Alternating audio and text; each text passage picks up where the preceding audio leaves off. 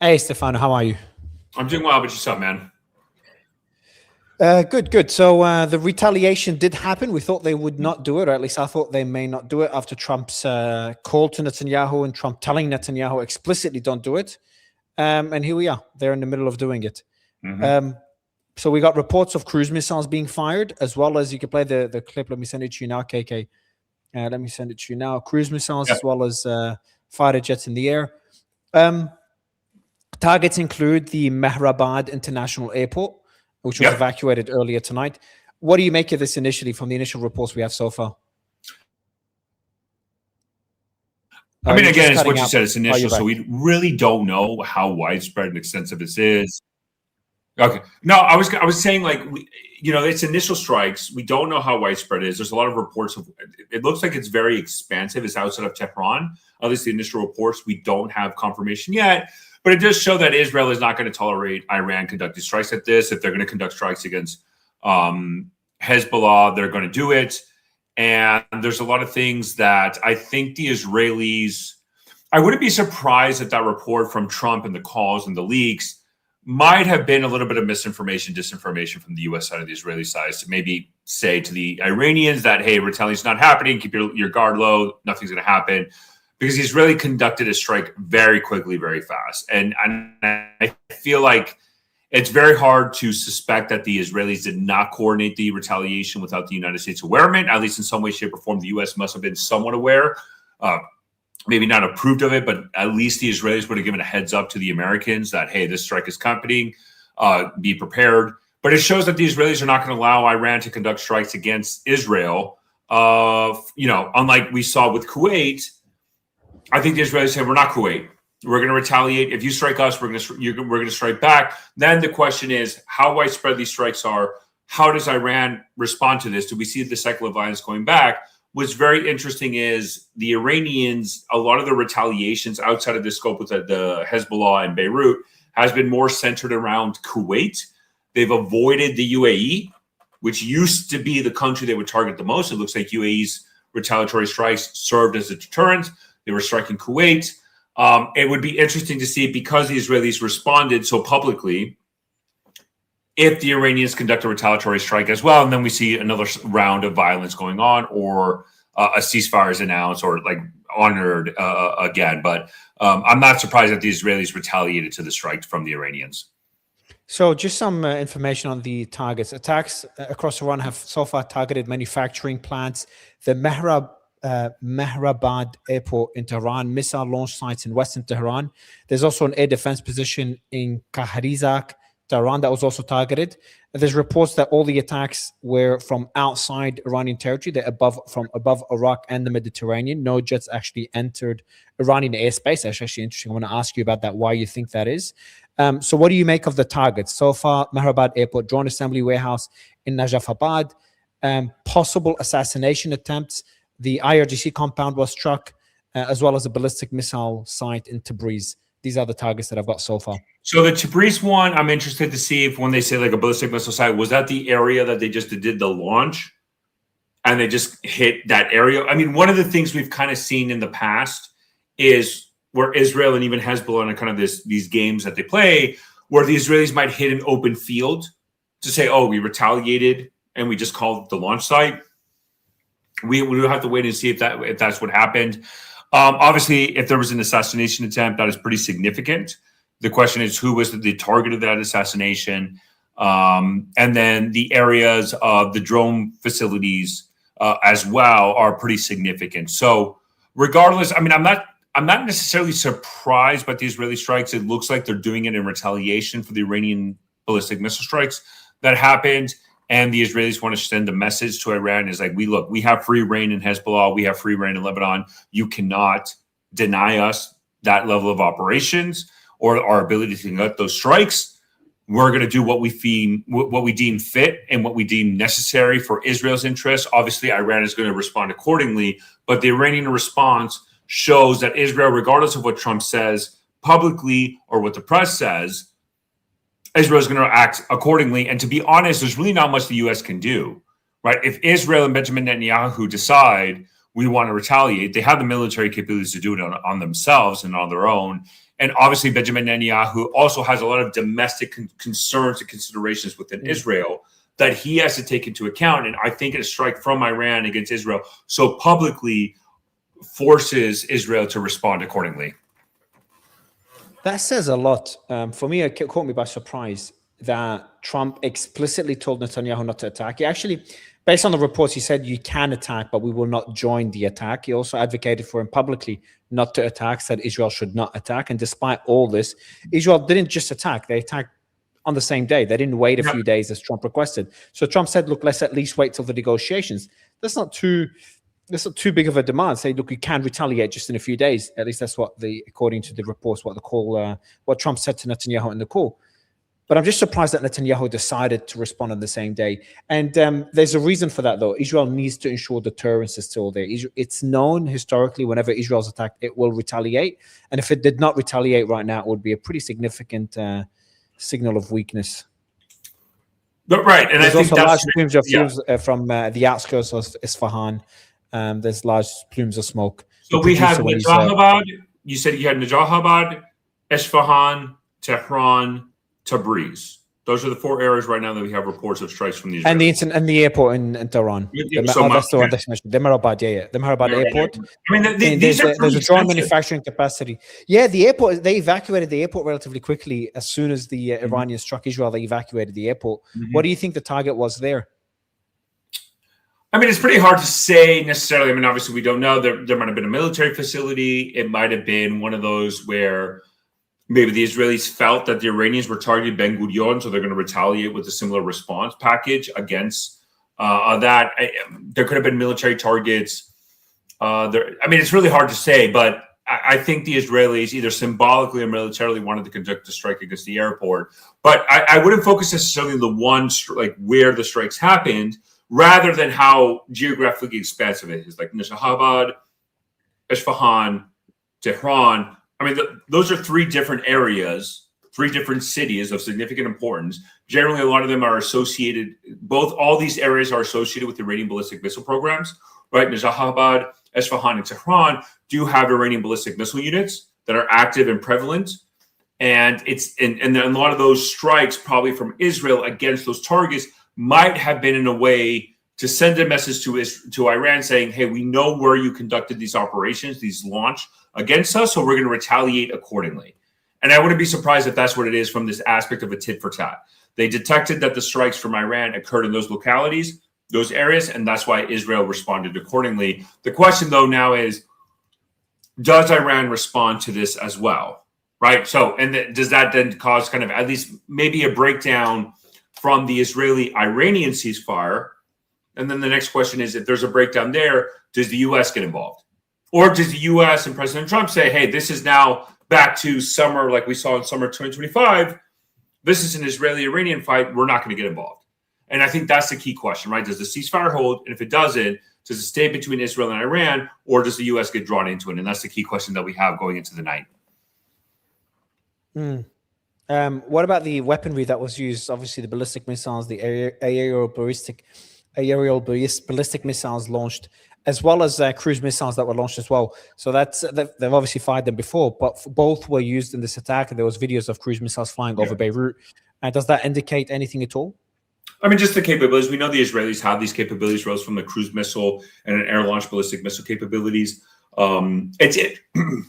What that shows that at least right now, these are standoff capabilities. In other words, the fact that these are the weapon systems that have been used by the Israelis indicates that they're not conducting direct strikes over Iran with their air force. In other words, that they're operating. That was my next question. Why do you think that is? Why they're operating outside Iranian airspace? Maybe it could be there could be 2 reasons for this. One, it could be that the Israelis, there might be a concern from Iranian air defense, not that there's a ceasefire in place, and maybe Iran was able to reestablish their air defense coverage in some of these areas. Or 2, it might have been a way to say from the Iranians, like, hey, look, we're not going to violate your airspace. We're not going to do JDAM strikes. We're going to do the standoff strikes just as you did standoff strikes, right? So from a capabilities perspective, just as the Iranians conducted a standoff strike against Israel, Israel might have said, okay, we're going to do a standoff strike against you. And then incentivize the Iranians to say, okay, let's get back to a ceasefire, quote, because the ceasefire is very tenuous. We've seen a lot of violation of the ceasefire. Very difficult for it to hold. We've seen the U.S. conduct multiple strikes against Iran, Iraq retaliating, conduct strikes across the region, specifically in Kuwait. As I mentioned earlier, again, very interesting. They're not doing it against the UAE as we saw in the past. I think the UAE's military response served as a deterrent against Iran. But it could be that, right? That the Israelis said, hey, look, we're very comfortable doing standoff strikes to mirror the Iranian response. And then that way, all sides basically have an ability to say, hey, we responded, we're going back to the ceasefire, and then we're going to let the negotiations continue. It could be one of those, or there's a lot of unknowns. And I would be very cautious to a lot of people who are analyzing this or trying to look at this. A lot of the reports that we're getting is not as reliable as we would think, right? Because a lot of this depends on, eyewitness testimony, accounts that are posting it based on sources they have on the ground. Maybe the sources are not necessarily correct. We would have to wait for further information. But if it's a standoff strike from the Israelis, it might just be to say, hey, we're mirroring what the Iranians did. And that way we can go back to the ceasefire. Do you think you already mentioned that one of the two possibilities on why Israel did not fly jets over Iranian airspace, and it could be the air defense risk, the air defense capabilities of Iran. We do know that Iran has received a lot of man-pads from China, and they might have received other air defense batteries from China as well. That's unconfirmed, potentially Russia. But we know about the man-pads that's been reported by multiple sources. That would have been maybe the reason why Israel. What would be more likely? That for me, that sounds a lot more reasonable than Israel retaliated from outside Iranian airspace because Iran attacked the same way. So the man-pads have a very limited airspace where they can conduct a strike, and so generally a lot of the strikes that we're going to see in these areas are going to be at a lot higher altitude, where the man-pads would not be effective. So then the question is, did the Iranians have other capabilities sent to them that enabled them to expand their air defense coverage? We don't know, right? Because if there's man-pads are very limited in where they can cover, right? So if a plane flies 30,000 feet, a man-pad is not designed to intercept that. It's not designed to shoot that down, right? So that's generally how the Air Force would respond to a man-pad threat. Just fly higher. Man-pads can't reach, we're good to go. So it could be one of those. It could be that the Iranians, again, were able to get either more equipment or maybe some of the equipment from the air defense side where in these tunnels that were, the entrance were destroyed, the Iranians were able to reopen it, get some of these equipment back, get them operational. So the Israelis were pretty much concerned, hey, we don't want to risk it. It's very important to note that both in last year's war and this year's war, not a single Israeli manned aircraft was shot down. So we're going there, and these are the cruise missiles over Beirut. How wild! Well, that's very interesting. Where it's saying, I mean, at least from this, they're saying it's the Israeli Navy. The question that I would have, if it's flying over Lebanon, the question I would have is: are these going to Iran, or are these going to targets inside of Hezbollah and Beirut? Right? Because there's no explosions in Lebanon whatsoever. There's no explosions. Not one report. No, not one report. And they've never fired cruise missiles at Lebanon either. Okay. Not that I know of. They don't usually. It's not. Yeah. It's not often that I see them fire cruise missiles. It's a bit. Again, I think the reason they fired cruise missiles is because I don't know whether they want to show new capabilities, but more likely, again, the reason you've given before, just lower risk than flying jets. It could be just a lower risk assessment. I mean, if they're firing cruise missiles from the Navy, I mean that means those targets, right? If those videos were taken, I mean, cruise missiles generally take a good amount of time before they reach Iran, right? So that, to me, I would probably say that those cruise missiles that were launched, that were recorded, probably haven't made it yet to Iran. And then I guess we have another video here, what we're saying. Isfahan. The cruise missiles, I think, made it literally in the last couple of minutes, in the last 5 minutes. Since we started the live, there were more explosions. I think that's the cruise missiles. So again, they're about just under 20 targets that were hit, according to reports. That's the smoke rising over Isfahan, the outskirts of Isfahan. Not yet. Were they military or oil facilities? I don't know. It doesn't look like the amount of plumes there doesn't. Actually, it could be. Can you look at the image again? Does that look like an oil facility? It's a lot of smoke. I can't. It's really hard to tell. That's the thing, Mario, that I would say that's looking into, right? Where these military targets, number one, were these military targets associated with the Iranian strike against Israel, It wouldn't be energy infrastructure. It wouldn't be energy or infrastructure. were they That's energy way too infrastructure? escalatory. That would be way too escalatory. I mean, those are pretty significant explosions. If they were does. energy infrastructure, if they were, again, we don't know if they were, but let's say they were. I mean, I think that's Israel with the UAE saying, we're ready to take this to the next level. If Why are these you are saying energy with the infrastructure. UAE? Oh, if it's with energy, I think the UAE is doing some diplomacy with Iran. The fact that Iran has not attacked or threatened the UAE has been over a week, maybe 2 weeks, and now this attack by Israel, and we know there was at least Mossad members here in the UAE, and the UAE was coordinating with Israel. Putting all this together, the UAE would have been an easy target for Iran, yet they struck Kuwait and Bahrain time and time again. So I wouldn't be surprised if there's some form of diplomacy going on between the two countries. Iran has closed the airspace around the Khomeini International Airport. I just checked. It looks like Shiraz might see increased military activity in Shiraz, which would there's communication disruptions in Shiraz and Esfahan missile bases. So again, likely anticipating launch maneuvers. So why would there be communication disruptions there? Because how the Iranians would operate if they're going to conduct a retaliatory strike because of the Mossadegh defense, etc., they would implement those measures, right? So that nobody can collect on them. They don't know what's going on, and they would conduct it. Shiraz and Esfahan would be one of the key areas that I would see strikes against Israel. That's why the Jahabad as well. I'm not surprised that those are the areas that we generally see these strikes against Israel. So now the question is, because Israel, I think, Mario, what we're getting at is now, do we see a resumption, at least in the conflict between Iran and Israel? The key question here is, does the U.S. get involved? Or does the U.S. take a step back and say, hey, we're willing to negotiate with Iran, even though Israel is conducting the strikes, similar to what we saw last summer? Which, from an American perspective, from President Trump's perspective, honestly is not a bad gambit. It's really not a bad gambit. Yeah, to pressure Israel without actually being dragged into it. Israel does the dirty work. The U.S. does a blockade. We have negotiations while they're fighting against Israel. From the American perspective, from President Trump, it's like, oh, well, it's not us, it's Israel. There's nothing we can do. Again, that's not a terrible outcome from the United States. And I think that I took a little bit when I saw a president that reporting that was so quick from the Financial Times and other news organizations about President Trump's like telling the Israelis, you're going to do what I say, and the deal. It just seemed, one, it seemed too quick. And two, it almost like gave a vibes of like misinformation, psyops. Not that the journalists were spreading fake news, but that elements within the Trump administration purposely leaked some information that might not have been 100% correct. Because the Israelis clearly have responded. There's no disputing that. And they would have told the U.S. we're doing this. Okay, so you think they got Trump's permission before responding?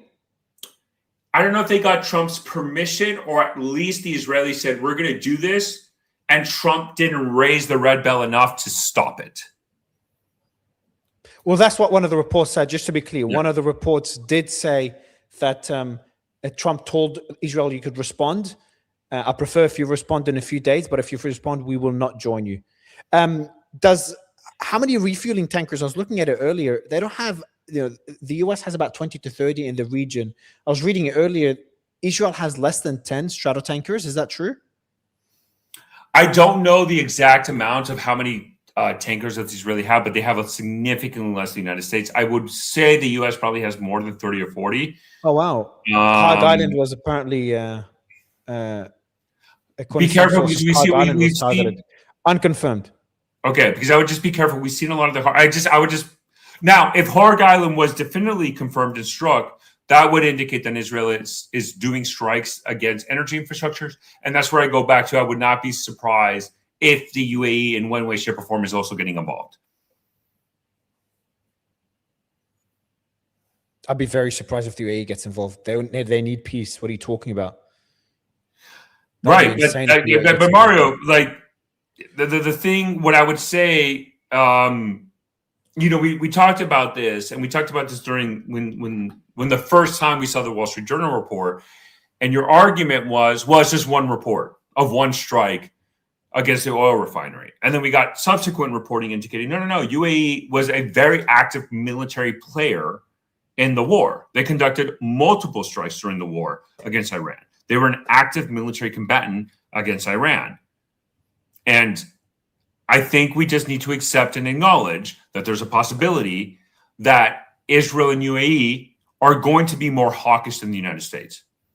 And it's very interesting that there was a report from the Telegraph that backs the New York Times report and others of how the United States has been enabling vessels to bypass the Iranian blockade of the Strait of Hormuz. And they've been leveraging, specifically as the Telegraph report said, helicopters have been flying off the Gulf and the coast of Oman. So they've been using military bases in Oman.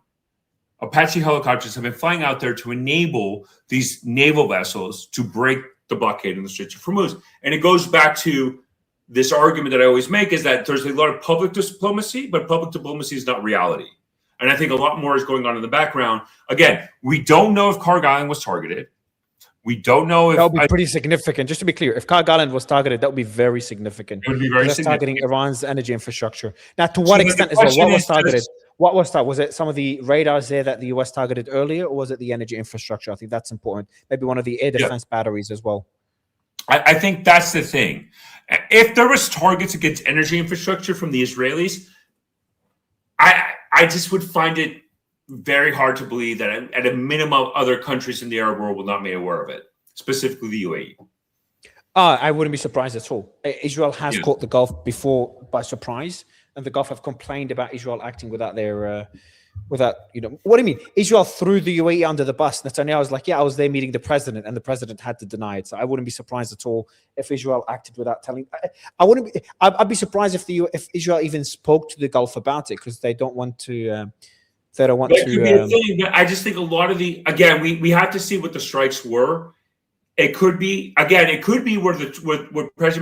it could be a scenario where Israel actually wants a resumption of bilateral conflict with Iran, where we go back to the summer of last year, where the conflict was just between Israel and Iran. That's it. Nobody else was involved.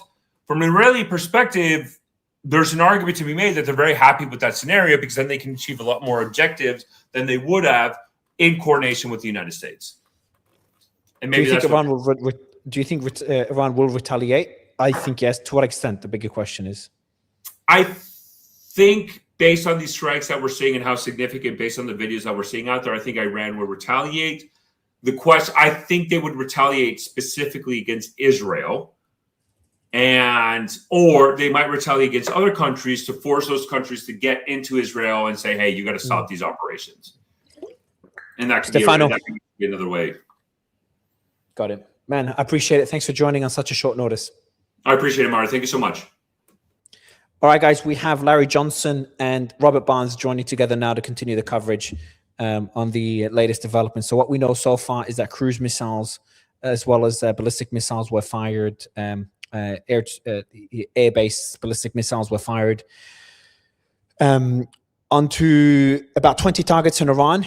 Targets included the Mehrabad airport, a drone assembly warehouse in Najafabad. Possible assassination attempts, unconfirmed. IRGC compounds were allegedly targeted as well. A ballistic missile site in Tabriz, the outskirts of Isfahan, and some reports, highly unconfirmed, I only got it from one source, that a small target on Kharg Island. It doesn't seem significant because no one else is reporting it. Larry, how are you? Man, I'm having deja vu all over again. Oh man, I didn't expect it to happen. I thought I wouldn't be surprised if it happened. I wasn't going to be surprised, but not today. I thought at least they'll wait a few days after Trump made this whole spectacle. Do you think? Well, I mean, Netanyahu is really under some pressure. I mean, he cracked. Now the question remains: will Trump crack? Now I fully expect Iran's going to start. Well, it'll be interesting to see. If Iran does not strike back, then this for the political survival of Netanyahu, they allowed these strikes to take place. I doubt that, but I'm just laying out one possibility that Iran will allow this to go unanswered because they're more concerned with this bigger deal. That's one possibility. The other possibility, which I think is more likely, is they're gonna strike back immediately. Oh, wait a minute. I have a fundamental rule. I do not appear with people who are better looking and smarter than me. God damn it. Yeah, Sorry, he's talking about me. Robert, he's talking about me. Larry, it's an exception. I even got the shirt, Larry. Hey, cool, man. Hi, Robert. So you were good. saying, Larry, Larry was just saying about whether they retaliate or not. So the one hand that if this deal with Pakistan's are going to go through and Iran's been convinced, take the shot, don't reply, we'll get you covered in the next round. Okay, that's one possibility. But the other possibility is they're going to say, hey, we told Israel they're going to punish Israel. They'll launch back tonight. They're not going to wait. And if the United States stays on the sidelines, that's going to be a cold pail of water in the face of Bibi Netanyahu. So I wonder what Robert thinks. No, I agree. I mean, I think it's what Trump needs to do. The White House had a conversation with a great pollster, Richard Barris, People's Pundit Daily. It'd be a fun guy for you to talk to, Mario, earlier this week, where basically Barris laid out that the Trump right now is seen in the public opinion polling by large numbers of independent voters, including many of his 2024 voters, as to use put it bluntly, Bibi's bitch, and that he needs to be slapped Bibi instead if he wants to start to regain any degree of momentum in what could otherwise be disastrous midterms.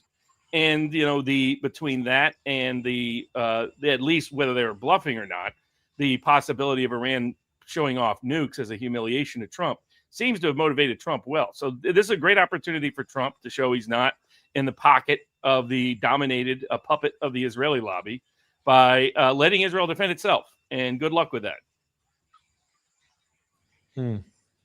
What do you think, Larry? Do you think Trump will get involved?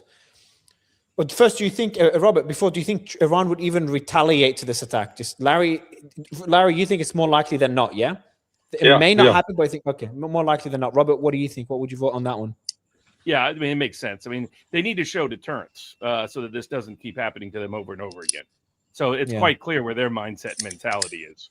The key is everybody knew this was going to happen at some point. Israel was not going to allow us to walk away from this unless we walked away from Israel. And it's the Reagan strategy. Reagan, after Beirut, pulled our troops out and told Israel to stand down. Trump has to do the same. It's the only exit strategy. Ideally, you'd have a deal, but I have doubts that Trump is willing to write a check, even though the Qataris have come up with a creative way to circumvent all that. But at this point, this is a disaster that it's going to blow up on the entire Republican Party in the fall. And that matters for Trump. People are like, oh, he's not going to be back on the ticket. It matters for impeachment. It matters for risk of conviction. It matters for all the corruption investigations that would come forward. So he needs to pull back, and he needs us to get out, and he needs us to get out now and not let Bibi drag him around by the nose and look like Bibi told him to drop to his knees like he used to make fun of Romney for. So it's the only option but I don't see why Iran would back down.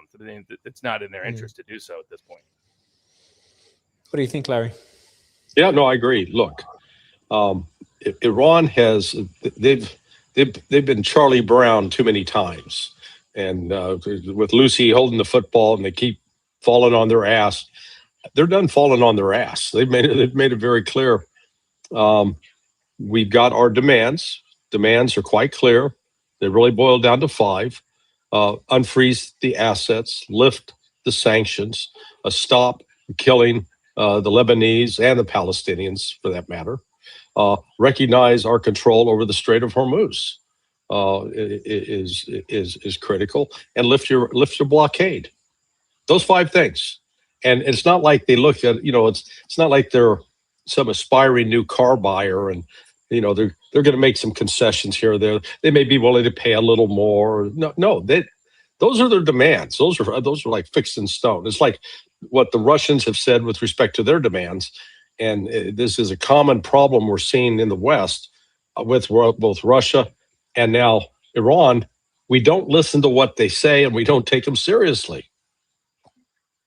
What do you make of the fact that they retaliated right after a call with Trump, Bibi and Trump made it clear He said it openly in multiple interviews, and then reports that it was said on the call as well, even by Axios. So it was leaked by Trump's office, that Trump asked Bibi not to retaliate, at least wait a few days for a deal, and told him that the US would not support any attack. Do you think politically that's undermining Trump? Could we be seeing a power struggle between the two, Larry or Robert? Let Robert go first. Yeah, sure. I mean, potentially. I mean, the issue with Bibi is that he's in trouble in the elections. Trump's own pollster is working for Naftali Bennett, Bibi's challenger. As Dr. Parsi has pointed out, that Trump has a lot more leverage over Bibi than vice versa, at least right now, because Trump is more popular than Bibi in Israel. And he needs Trump to carry him through to the election so he doesn't end up in prison for the rest of his life. And because he'll get convicted if he goes to that trial. He knows that as well as everybody else. So I think the issue for him, for Bibi, is he can't be seen as backing down, or he thinks he loses anyway. So that's kind of the problem. Bibi's walked himself into a corner with this disastrous decision. Trump has walked himself into a corner as well, but he can get out easier than Bibi can. And I think at this point, it's clear Bibi has no real respect for Trump. There's no love lost between them personally.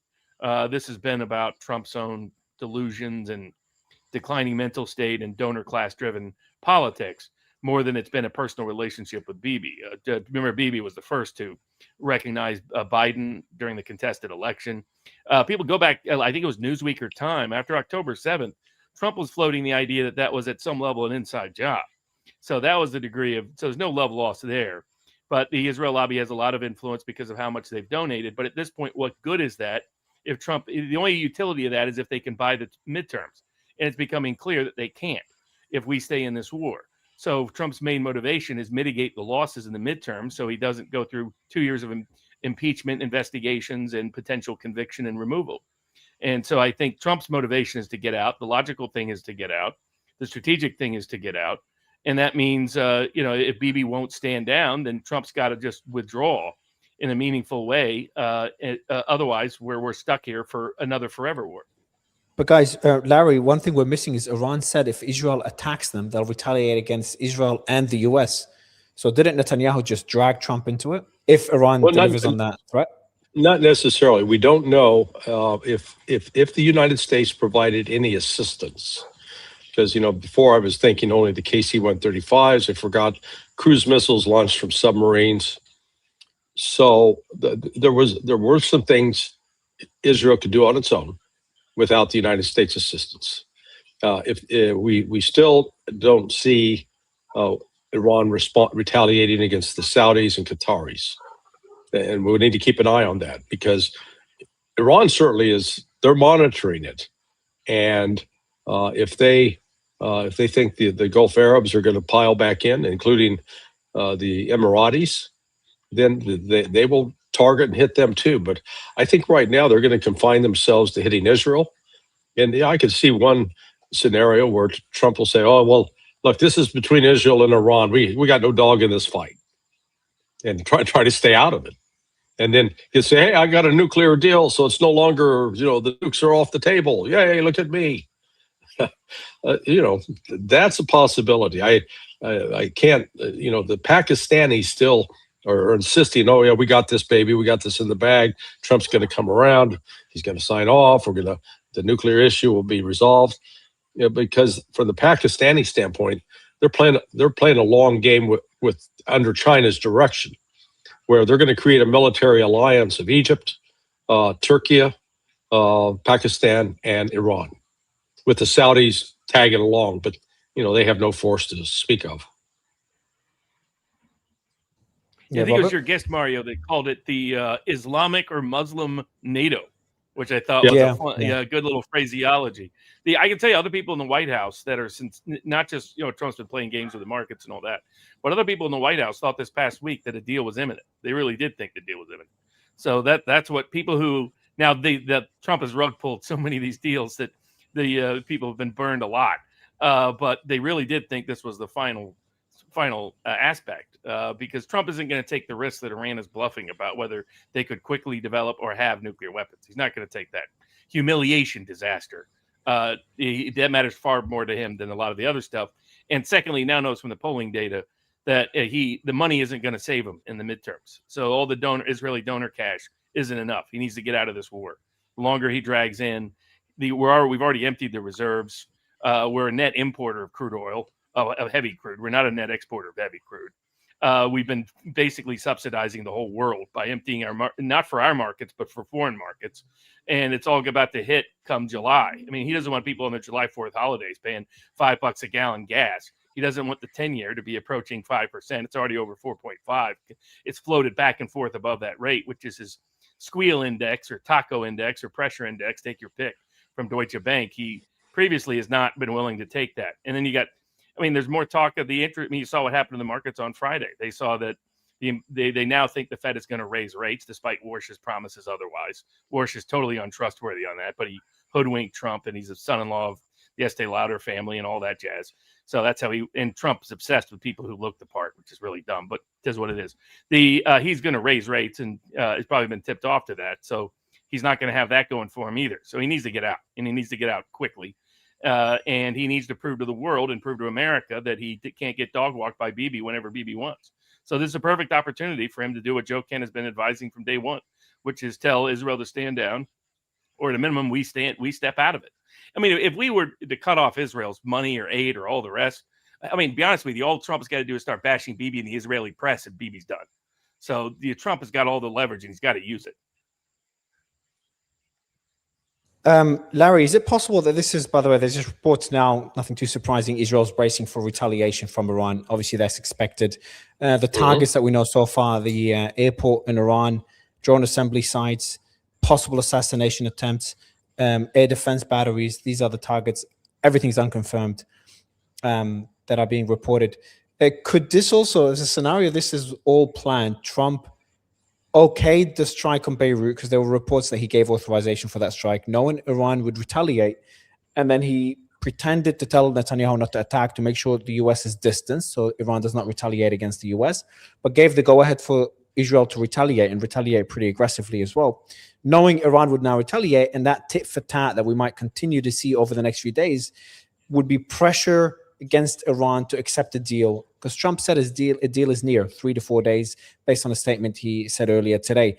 So if that's true, he's planning to sign something by Monday, Tuesday, Wednesday. He said, he makes shit up all the time, but I was planning to sign something in the next 3 days, and then this happened.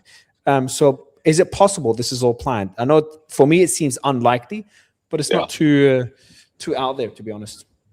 Well, what is the pressure on Iran? Iran's not under pressure. You know, the West thinks they're under pressure.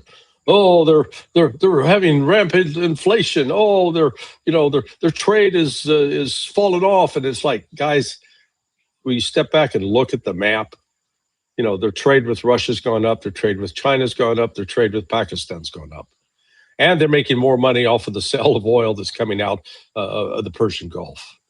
So, what exactly is the pressure that Iran's under? They aren't under any. Is Trump under pressure? I bet your ass he is.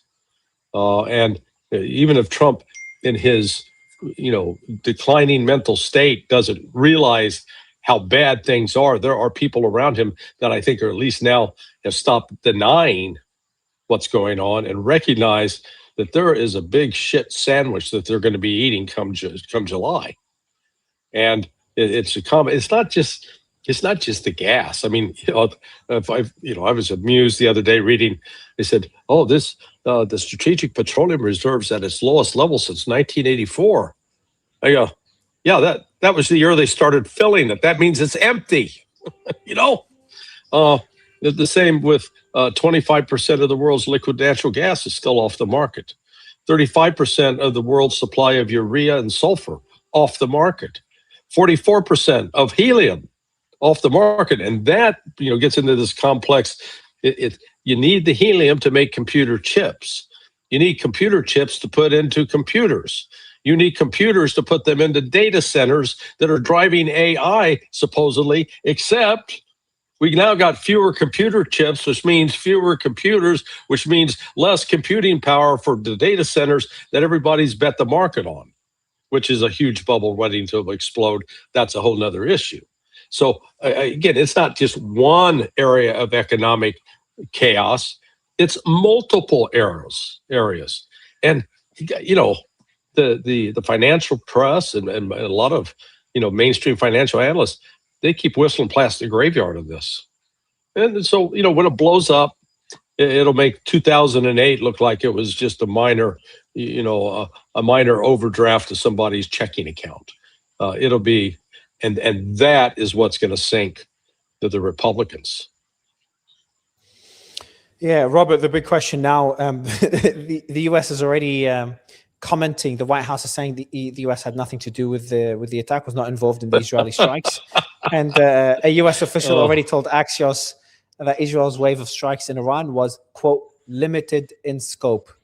So the big question is, what will Iran do, Robert? Will they drag the US into this? My guess is, they've done a really good job of reciprocal tit for tat. They in other words, they reward non-involvement and punish involvement to a degree. So I think they'll target those places that they see as responsible and culpable. And to Larry's point, the intelligence community gave the assessment to Trump actually from the get-go. But contrary to my friend Brent Johnson's theory, there was no 5D chess here at all. The China, the dollar, none of that ever came up in the conversation by people that were in the room at the time the decision was made. God bless him. Trump really thought this was going to be a 4-day war, which is what he told Daily Starmer on the phone there from the UK. And so so I think they'll probably reciprocate in proportion, and that the deal is probably still available for Trump to take. He really needs to get. And now, to his point, the intelligence community also assessed that economically Iran will be fine. Iran's basically 5 months ahead. There's a 2-month lag time before they get paid for oil because they got to launder it through everything coming back due to the sanctions. And then they've got a 3-month boost in just oil income due to what Larry's point was. The price of oil went way up. We even, of course, removed sanctions on Iran for a period of time to try to keep the oil prices down. You combine those factors, they're 5 months ahead of budget. And they're already starting to charge people on the Straits of Hormuz. And they've suffered far greater sacrifice in the past. During the COVID time period in 2019 sanctions, 2013, 2014, they were much lower in oil exports then and at lower oil prices then. So they're not going to surrender any period. And even though that's hard to get through Trump's head, it has slowly, steadily got him to that point.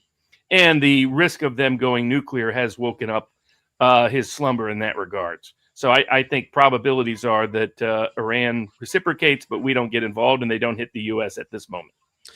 I wouldn't be that confident. Larry, I'd love to get your thoughts. This is, by the way, the footage here is from Malard, west of Tehran, about 35 minutes ago. There are things burning. I'm not sure this is a manufacturing facility or an oil depot.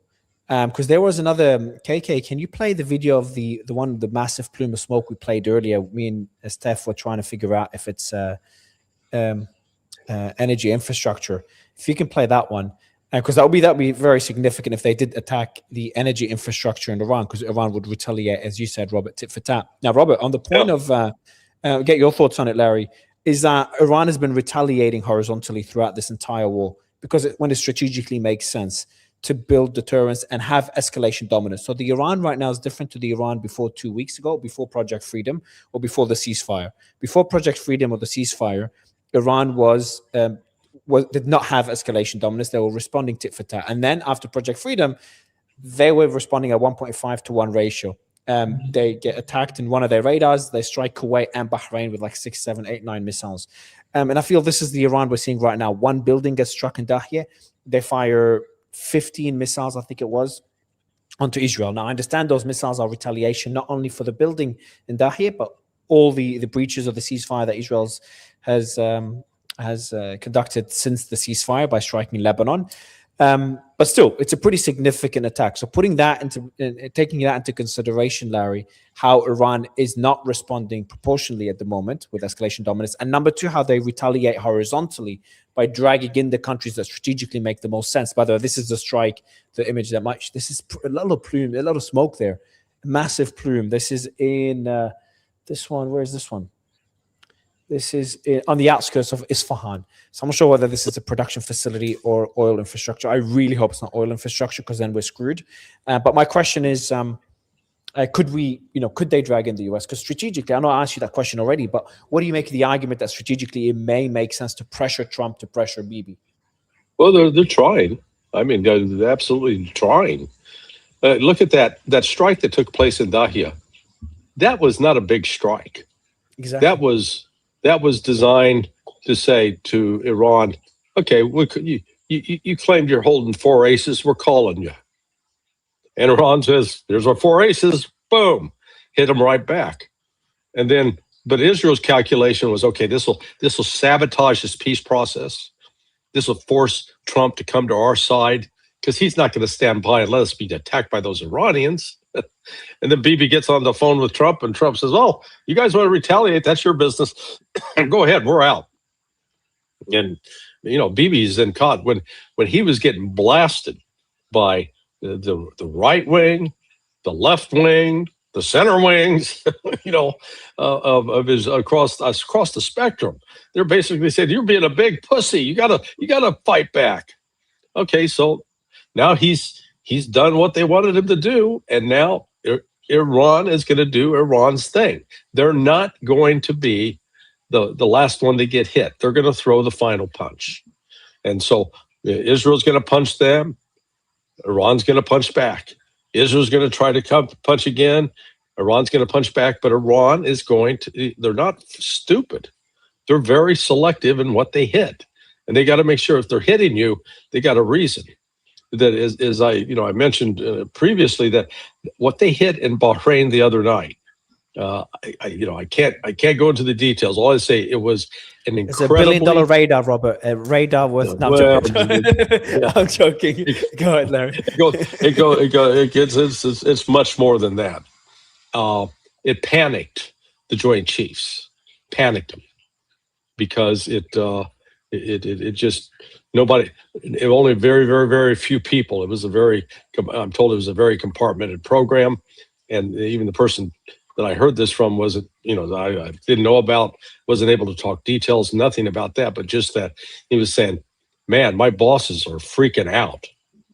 So that means Iran's got guidance from China and from Russia, because they do have national collection assets, and they can help target both U.S. if necessary.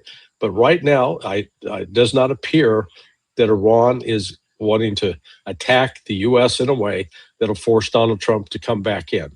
They would prefer to, let it just be Israel and us, because they can wear Israel down. They know that. They've got the backing of Russia and China. Now Bibi doesn't really have the backing of the United States. And don't forget the importance of that leak in the New York Times on Saturday about Israel stepping up and spying on Americans. That was put out for a reason, to put more pressure on Bibi and in fact the Zionist lobby. Yeah, Robert, go ahead. By the way, what Larry was talking about before I jumped in, the target in Bahrain that was struck, one of his sources told him it was a target worth over $1 billion, and a very significant target, as he's explained. The strike 2 days ago in Bahrain on the 5th Fleet headquarters. Would love your thoughts, Robert, especially linking this to, there's no new developments, just more footage coming out in the report that, again, a U.S. official said the Israeli strikes were, quote, relatively limited in their scope, according to Axios. But looking at the pressure against Israel, that report that came out, we haven't spoken about it, Robert. Me and Larry spoke about it, but we didn't get the chance yet to speak about that report, the putting Israel on a critical level as a threat from a counterintelligence perspective. So that's interesting timing. Yeah, I mean, I think that report was due to come out for a while, but it got delayed. But the people that it's the reason why they're looking at Colby and his deputy is that Colby and his deputy are publicly known to be skeptical of Middle Eastern conflicts. They helped draft the National Security Statement and the National Defense Strategy, both of which were said we're going to get out of the Middle East and we're going to retract our roles there. Colby is the grandson of Bill Colby, who famously, a CIA director, exposed the family jewels. Then I think he had a drowning accident, I think, some years later, but you can look that up for on your own terms. But the grandkid is a knock off the old a chop off the old block. He's been skeptical of Middle Eastern wars for a while. Same with his deputy, and that's why they were targeted in particular. I don't know why they needed to. I think they threw Witkoff in just for kicks and giggles. It's not Yeah, like I haven't seen. Witkoff Can you doesn't- go through the names? I have the report. I didn't go through the names. Kushner was not on there. I remember someone told me that. No, Witkoff it was on there, and Elbridge Colby was on there as well, I assume, based on what you just said. And Elbridge Colby's deputy for Middle Eastern policy. Used to be at Defense Priorities, which is more of a geopolitical realist think tank. He comes from that camp, and that they've purged almost everybody. I mean, Joe Ken is out, Amaryllis Fox is out, Tulsi Gabbard is out, the Michael Anton is out. They've gotten rid of a lot of people. They've gotten rid of other people that were sort of mid-tier people. So there's not a lot of known skeptics left that have any degree of high access outside of Vice President Vance and Elbridge Colby and his deputy, and that's why they were the targets of the intercepted communication. They may not have had the guts to try to do it to Vance, but it's not like. But it's people who want us out are the people who made sure that information got public. But it should have been made public a few weeks before, but it wasn't because Israel was trying to push through their special tech sharing deal in the defense authorization agreement, trying to get that through the House before this came out, but they got it out before then. And because they're arguing for our exit. There's really nobody, Rubio's all over the place, but there's nobody left inside the White House lobbying for us to escalate in this conflict. There's literally nobody left. Everybody wants out for some reason or another. Now, Soros Scotty runs off and does whatever he wants at the Treasury Department to show off how machismo he is. He's always threatening to fight people. I think there's 3 people he's threatened to fight in the White House. Elon Musk is another one he confessed to in the House. Maybe I think it was Bill Pulte threatened to beat his ass or all that. I mean, why this guy's obsessed with trying to beat people is unbelievable. But he occasionally comes up with stupid ideas like, hey, let's float that we're going to steal the assets of Iran, or like Europe was talking about with Russian assets to rebuild the Gulf. That was just a dumb idea. There was no need to float that. All it did is sabotage the talks. So, but even he is not gung ho. He's not like he's a geopolitical strategist of any great wisdom. He's good at shorting markets and that's about it. And he's done great financial manipulation of these markets. This is very impressive. Their ability to keep oil and gas down for as long as they have, with emptying every reserve known to man, pulling every trick known to man, is impressive. But the problem is, all it does is it sets the fuse for the bomb to be louder later on. Is it possible that, Larry, that maybe this shows that Trump does not have as much influence as I would like, as I've been saying for many weeks over Netanyahu? Is that also a possibility that Trump did tell him not to? Trump did yell at him, and Netanyahu was like, screw it, I'm going to do it because politically I need this. And politically, Netanyahu calculated the damage of Trump being pissed off at me is outweighed by the political damage of me doing nothing. Yeah, no, I don't think Trump's driving the car at all. I think they let him, some kids, I don't know if this was in your experience growing up, but back in my generation when we didn't wear seatbelts, my dad would let me sit on his lap and pretend that I was driving the car. That's Donald Trump right now. Remember Iran made that joke? Remember Iran put up Trump with the fake car thing, with the kid version of the vehicle? Their propaganda has been very impressive in this. Alerts, hold on. Unconfirmed. There is no way this is true. Alerts in Saudi. There is no way Saudi's being struck right now. Okay, hold on. This is an actual. Let me translate this. There is no way Saudi. That wouldn't make sense if Saudi's getting struck, unless there's something we don't know. Saudi airspace was used or something. Well, you can't rule Saudi out would not allow somebody else doing the striking in the name of pretending it's Iran. I mean, I think Israel's done about a few dozen of these during this conflict. Some of the hits didn't make sense, like some of the ones on Turkey and Oman and some other places. Guys, multiple alerts in Saudi. There is no way. That's possible. There's no freaking way they're striking Saudi, man. But why Saudi? It would mean that if it's coming from Iran, it means that Saudi airspace was involved. It would be by assumption. Yeah. Now, the other thing to remember is the Saudis have a defense pact now signed with Pakistan. Yeah. So and so I doubt seriously from that standpoint, unless the Saudis were directly involved with the latest attack on Iran. But that is bizarre. Saudi's been one of the countries, unless they're striking, but that is also very quick to respond so quickly without just thinking about how to retaliate, looking at all the options. But that could be Iran having a plan in place. If they strike this to that extent, we strike that, similar to what they had throughout the entire war. Well, if it was energy that got hit, then I could see them striking Saudi energy. But Saudi, not the UAE? I thought the UAE, the strike before Israel. I would agree. Yeah, I would agree with that. Okay, that's an important development. Let's just wait. Could be a false alert. Could be just a small drone attack from Iraq again. Where, as Larry would like to say, Israel has 2 bases, not 1, but 2 bases. Yes. I forgot the question I was asking before I got this. It kind of caught me by surprise. Early warnings has been issued by Al-Qaeda Governorate to warn us of a danger. There's no reports of any missiles or drones, nothing at all. So I don't know if this is, imagine this is Saudi's alert, because they just spotted the Israeli fighter jets from an hour ago. So they're responding to the sonic booms from an hour ago. That will be missile and drone alerts. So they're missile and drone alerts in Al-Qaeda, south of Riyadh. Iranian missiles are targeting Prince Sultan Air Base. They decided to drag in the US. Well, yeah. I mean, there are a bunch of KC-135s there, I know. So. Oh. But they have KC-135s in Ben Gurion as well. They would use those. Well, but at those KC-130, remember, from Israel to get over even to the edge of the Persian Gulf, that's at least 2 air refuelings, because that's a distance of about 900 miles. And those F-35s have a combat radius of 550. So, you know, you don't want to wait till you're empty to start trying to look for a gas station. You know, so when they're down about 20% left, they get refueled. So the math on that works out. You got to have at least 2 refuelings to get to the Persian Gulf, and then 2 more coming back from there.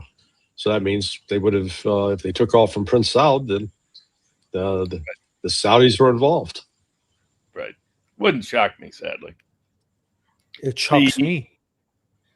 Yeah, I mean, the Saudis, as Larry has reported, have reversed course, at least in what they've relayed to the White House. But early on, they were cheerleading this. The Emiratis were much worse.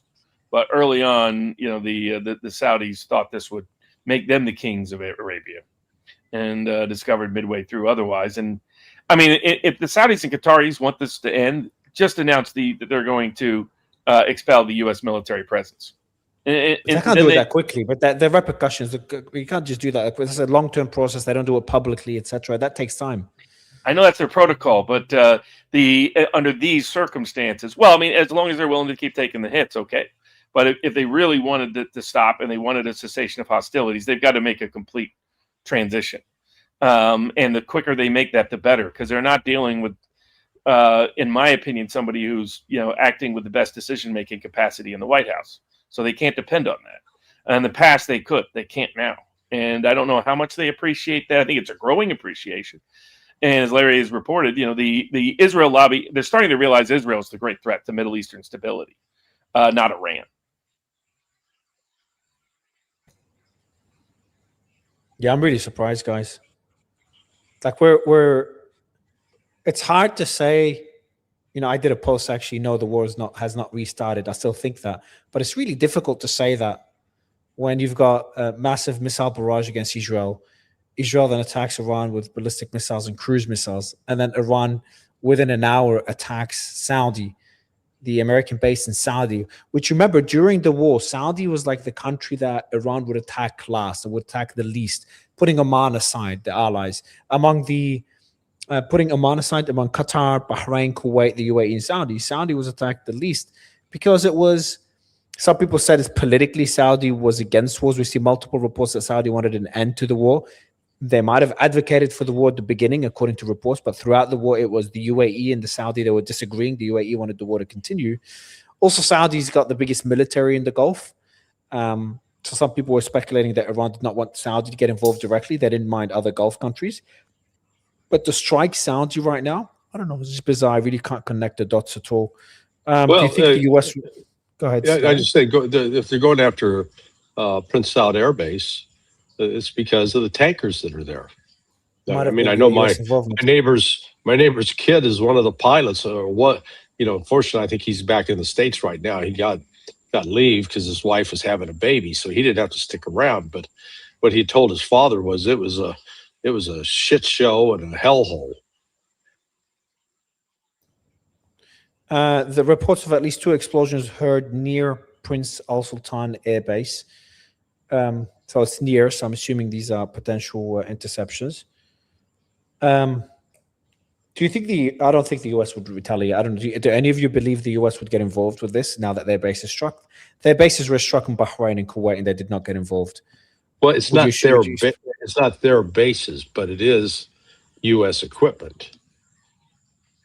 Sorry, U.S. equipment. The bases in Kuwait and Bahrain and equipment. Yeah, those are still Saudi and Kuwaiti bases, but where the U.S. is allowed to use them. So yeah, they're trying. They're trying to drag Trump in, and it's how goes back to what Robert was saying. How desperate is Trump to get a deal? Because in light, I hadn't heard the news about the pollster Barris, who is a superb pollster. But the fact that they are finally now asking someone who's not in the sycophant crowd come in and give them the cold hard facts, that means they're worried. That's a good sign. They're starting to show some common sense, some survival instincts. Maybe you're starting to kick in. Yeah. Attacks are so the attack is over. So there was a quick attack on the Prince Al Sultan Air Base. I do agree. I think your assumption there, Larry, that this is because of the refueling tankers used out of there. That's the one that probably makes the most sense. From a political perspective, Robert, is there any appetite for the war to continue? Do you think politically is there even a scenario that you think Trump has on the table? I think Robert is having connection issues. He's lagging a lot. Reports of there's reports of 2 explosions right now. Well, here we are, Larry. All clear issued. So what do you expect to happen next? Let's start the speculative side. So now we have Iran's going to retaliate against Israel. You said that will happen. So what will happen then after that? Because if Israel has to retaliate again to show deterrence, someone has to begin the de-escalation process, and both of them don't seem to have that appetite. Well, so if Israel has now hit the Prince Sultan Air Base, then I suspect Israel will be next. That Iran is going to escalate this, and so what hangs in the balance is whether or not Trump can keep, if he will avoid further temptation to get deeper involved, or will stay out and try to sign a deal. But did this surprise you? Sorry to interrupt you, but did this surprise you when you first saw it? The attack as a whole, when you first saw the reports earlier today, when you saw the extent of it, and Israel decided to respond so quickly, did that surprise you? Like, I would have thought this quickly into that level. No, it was just the only thing. Again, as I said before, I laid out both possibilities that Iran would respond, but it's going to be primarily on its own. I mean, Israel would respond primarily on its own, or they would. Trump had enough leverage that they wouldn't. Well, it looks like Trump didn't have enough leverage. They have, and as we talked about earlier, Netanyahu was on when he got Naftali Bennett calling him a weakling.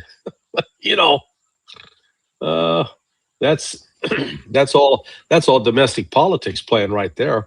That's the campaign ad.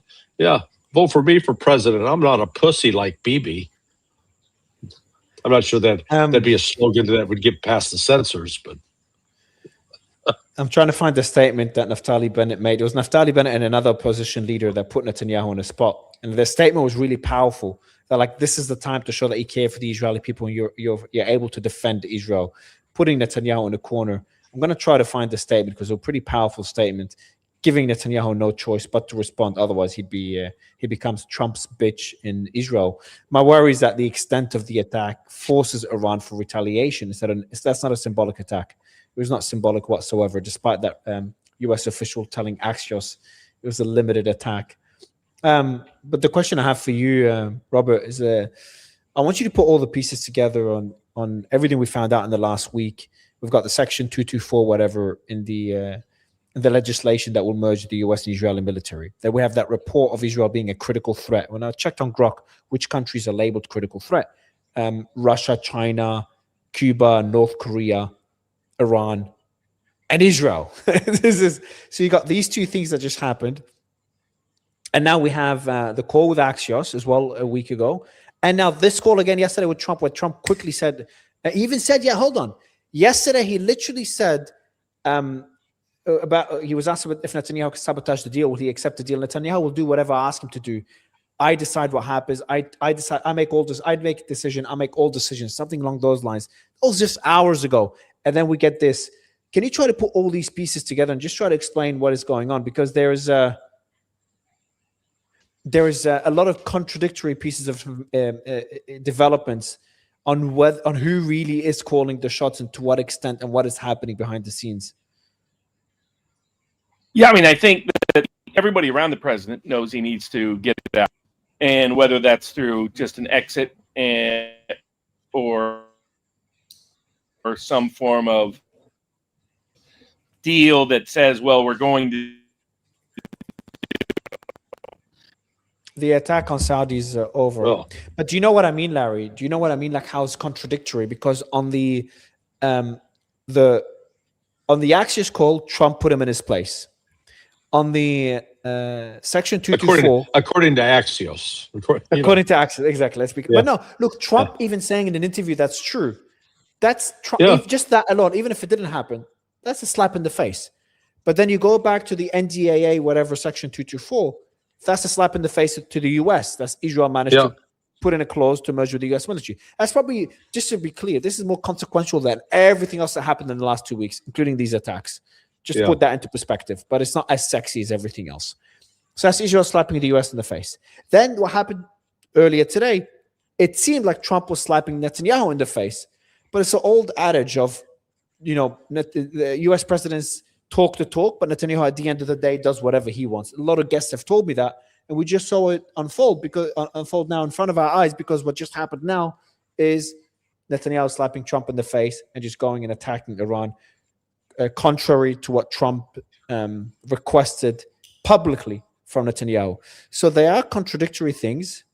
It's really hard to make sense of them all together. Maybe it is just a power struggle. Well, no, it is. I think we can frame it a little simpler, that Trump is desperate for a deal. And when you add in the bit of information that Robert just brought in about what the pollster, having been at the White House this last week, saying, you got trouble, guys, big trouble.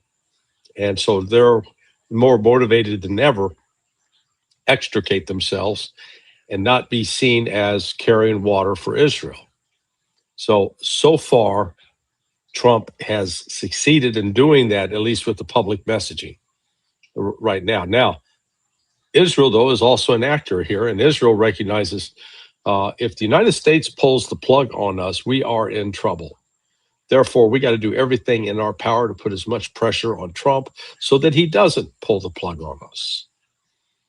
And Iran, while wanting, they would like to make a deal. They've been very pragmatic about that throughout.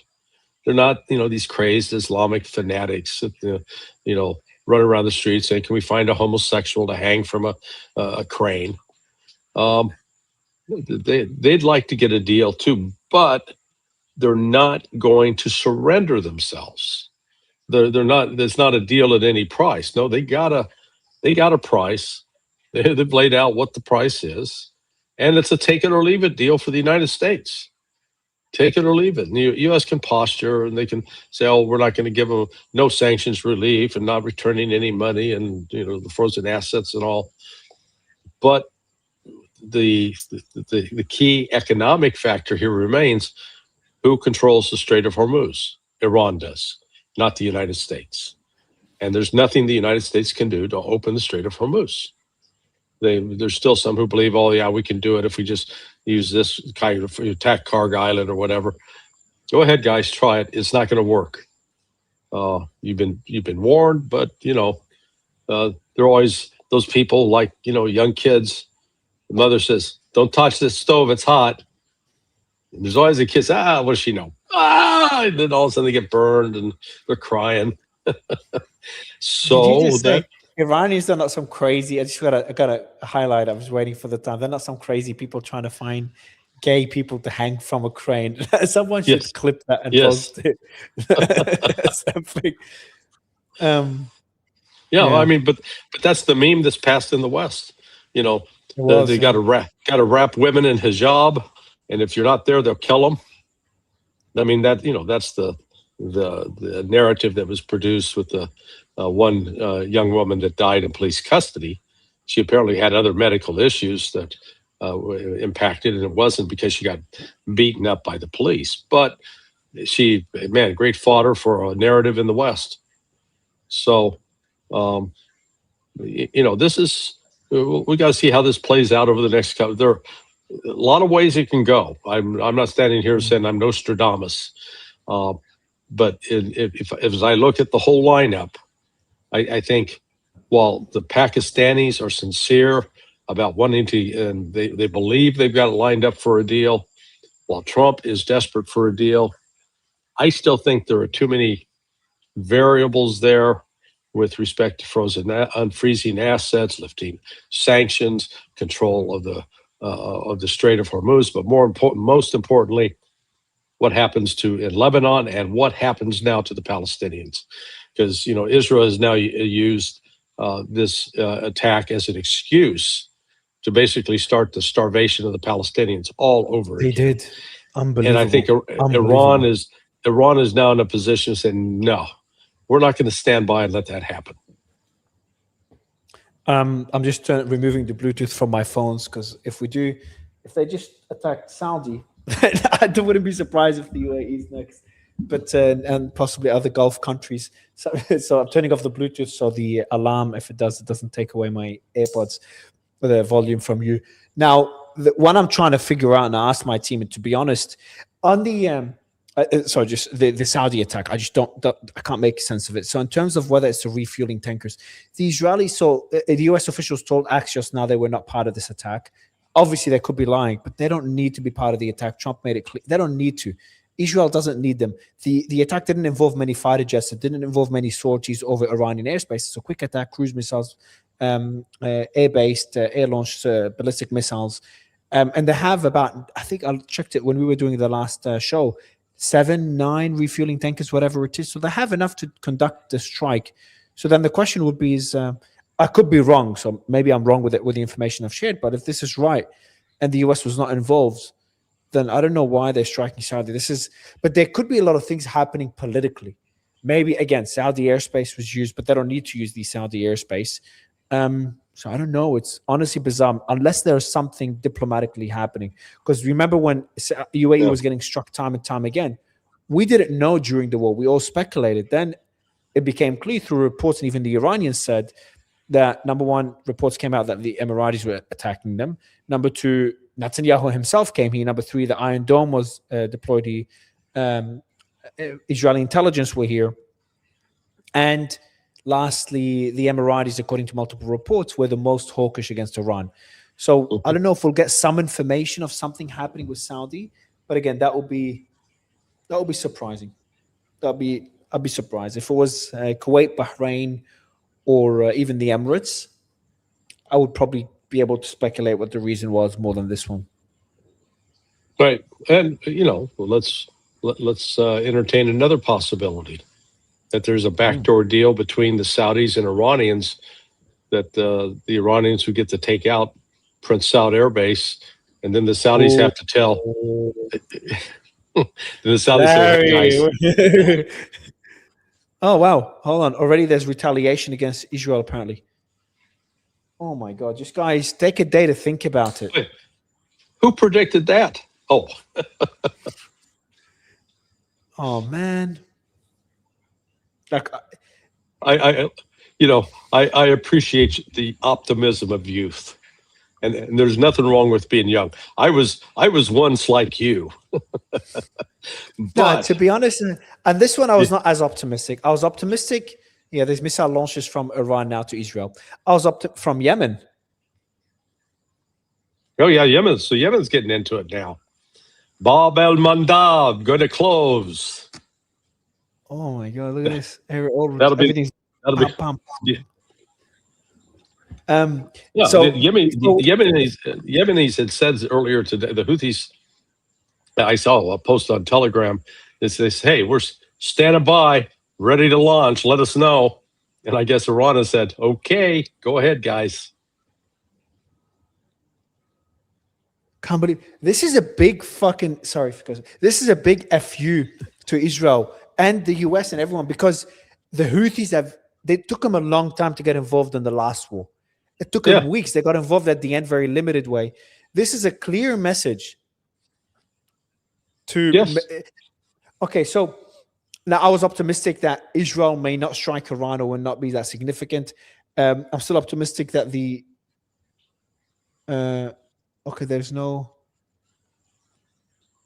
missile launch detected from Yemen. All reports are from Yemen, nothing from Iran.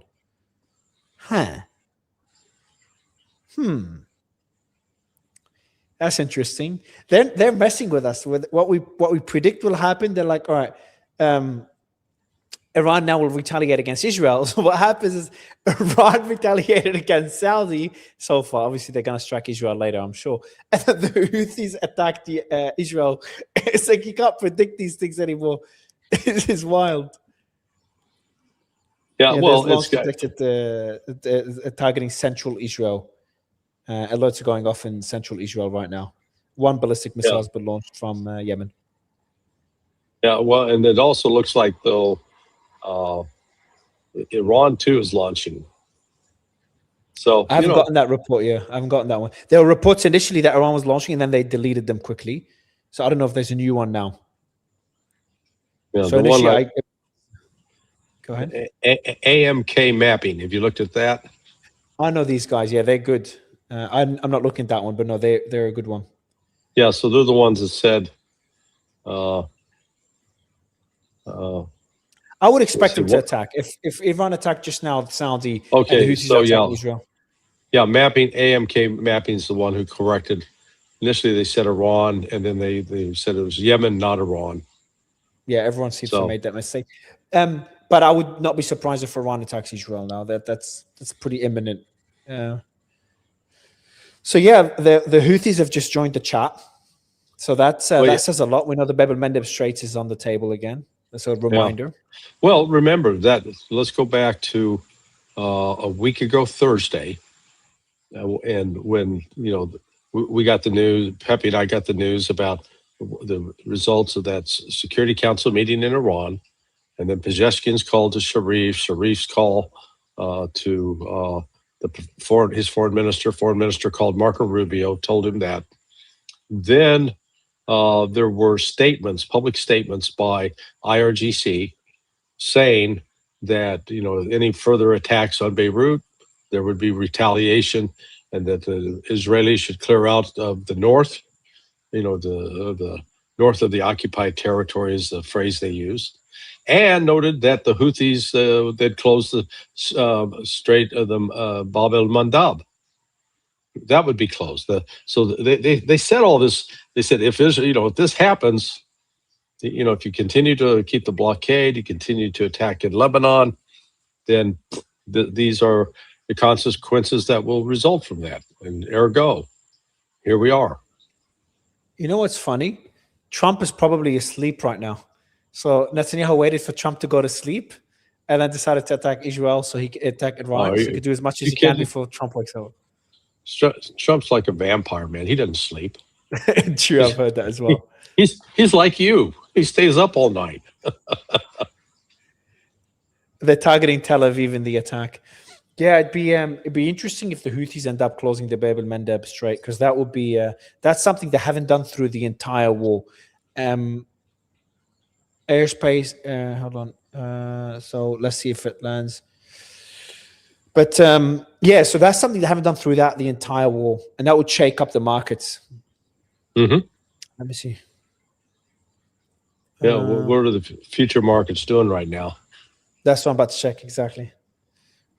Let me ask the team to check it out. Now the sad thing is what's happening to Gaza. The fact that it immediately blocked aid. Like, come on, like, how cruel would you be to block aid to Gaza when you're at war with Iran? But just remember, from the Israeli perspective, those aren't real people. They're just animals. They're subhumans. They're not entitled. They're Amalek. That's just so upsetting when I saw that. Let's see how crypto's doing as well. Yeah, spiked to 91. It was at, wow, it was as low as 88, spiked to 90, and now up to 91, 92, all the way up to 92.3. That's WTI. Yeah. So we're back up in the, well, we're still at least below 100, but definitely starting to float with the pre-ceasefire numbers. So let's see how that goes. But it's not looking good.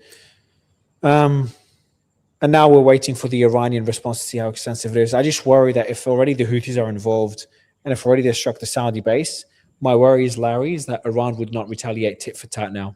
And then we're pretty screwed. If Iran retaliates more extensively, because that's how escalation trap looks like.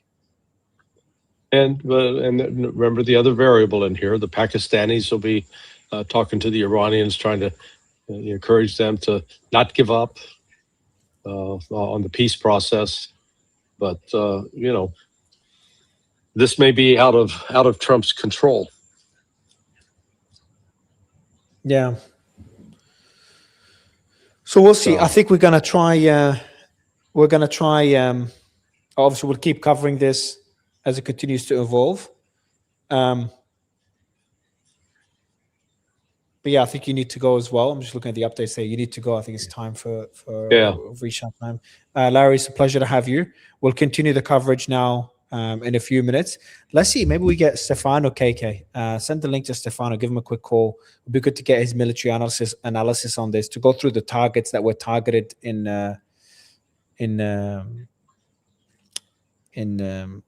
Iran. But I appreciate the analysis. Fingers crossed, Larry, that after Iran's retaliation, which we know is cannot be avoided right now, after that, we'll see the end of it. We'll see a de-escalation process. All right, we've got Lieutenant Colonel Anthony Aguilar will be joining us. He just messaged me right now. So we've got Lieutenant Colonel Anthony Aguilar, which you should meet, by the way, Larry. Great guy. He speaks about you all the time. I'm an admirer of his, so give him my warm regards. I will. He mentions you all the time. Larry, I'll see you soon. I'll talk to you soon. Thank you. All right, my friend. Get some sleep. Thank you, Larry. All right, guys, we're going to see now Stefano will be joining us to do a military analysis. And then we have Anthony Aguilar may be joining us right after as well in about 5 to 10 minutes. All right, let me see if there's more updates here. I'll just give you a full brief on what we've seen so far. So it all started this morning. I woke up to the news of a building being struck in Beirut, and everyone was up in arms. So that's not everyone was up in arms. There's a lot of people worried that this could escalate. Now, I was not that worried. The strike in Beirut, and KK, I know you're getting guests right now, but if you can show the picture of the building, the building was not leveled. And if you put that into perspective compared to other strikes in Beirut and Dahi that we've seen before, it was it just seemed obvious. It looked like an assassination strike. So I did not expect Iran to retaliate, and if they did retaliate, it would be pretty limited. Maybe one missile, maybe against Israeli targets inside Lebanon or in the Golan Heights. But then, pretty quickly, within the hour, we had actually a bit longer, within a couple of hours. So first, I've got here. After they struck Beirut, the Prime Minister's office, the Israeli Prime Minister, said the following: in accordance with the directive of Netanyahu and Katz, the IDF just struck terrorist headquarters in the Dahi district of Beirut in response to Hezbollah fires towards Israeli territory. I forgot.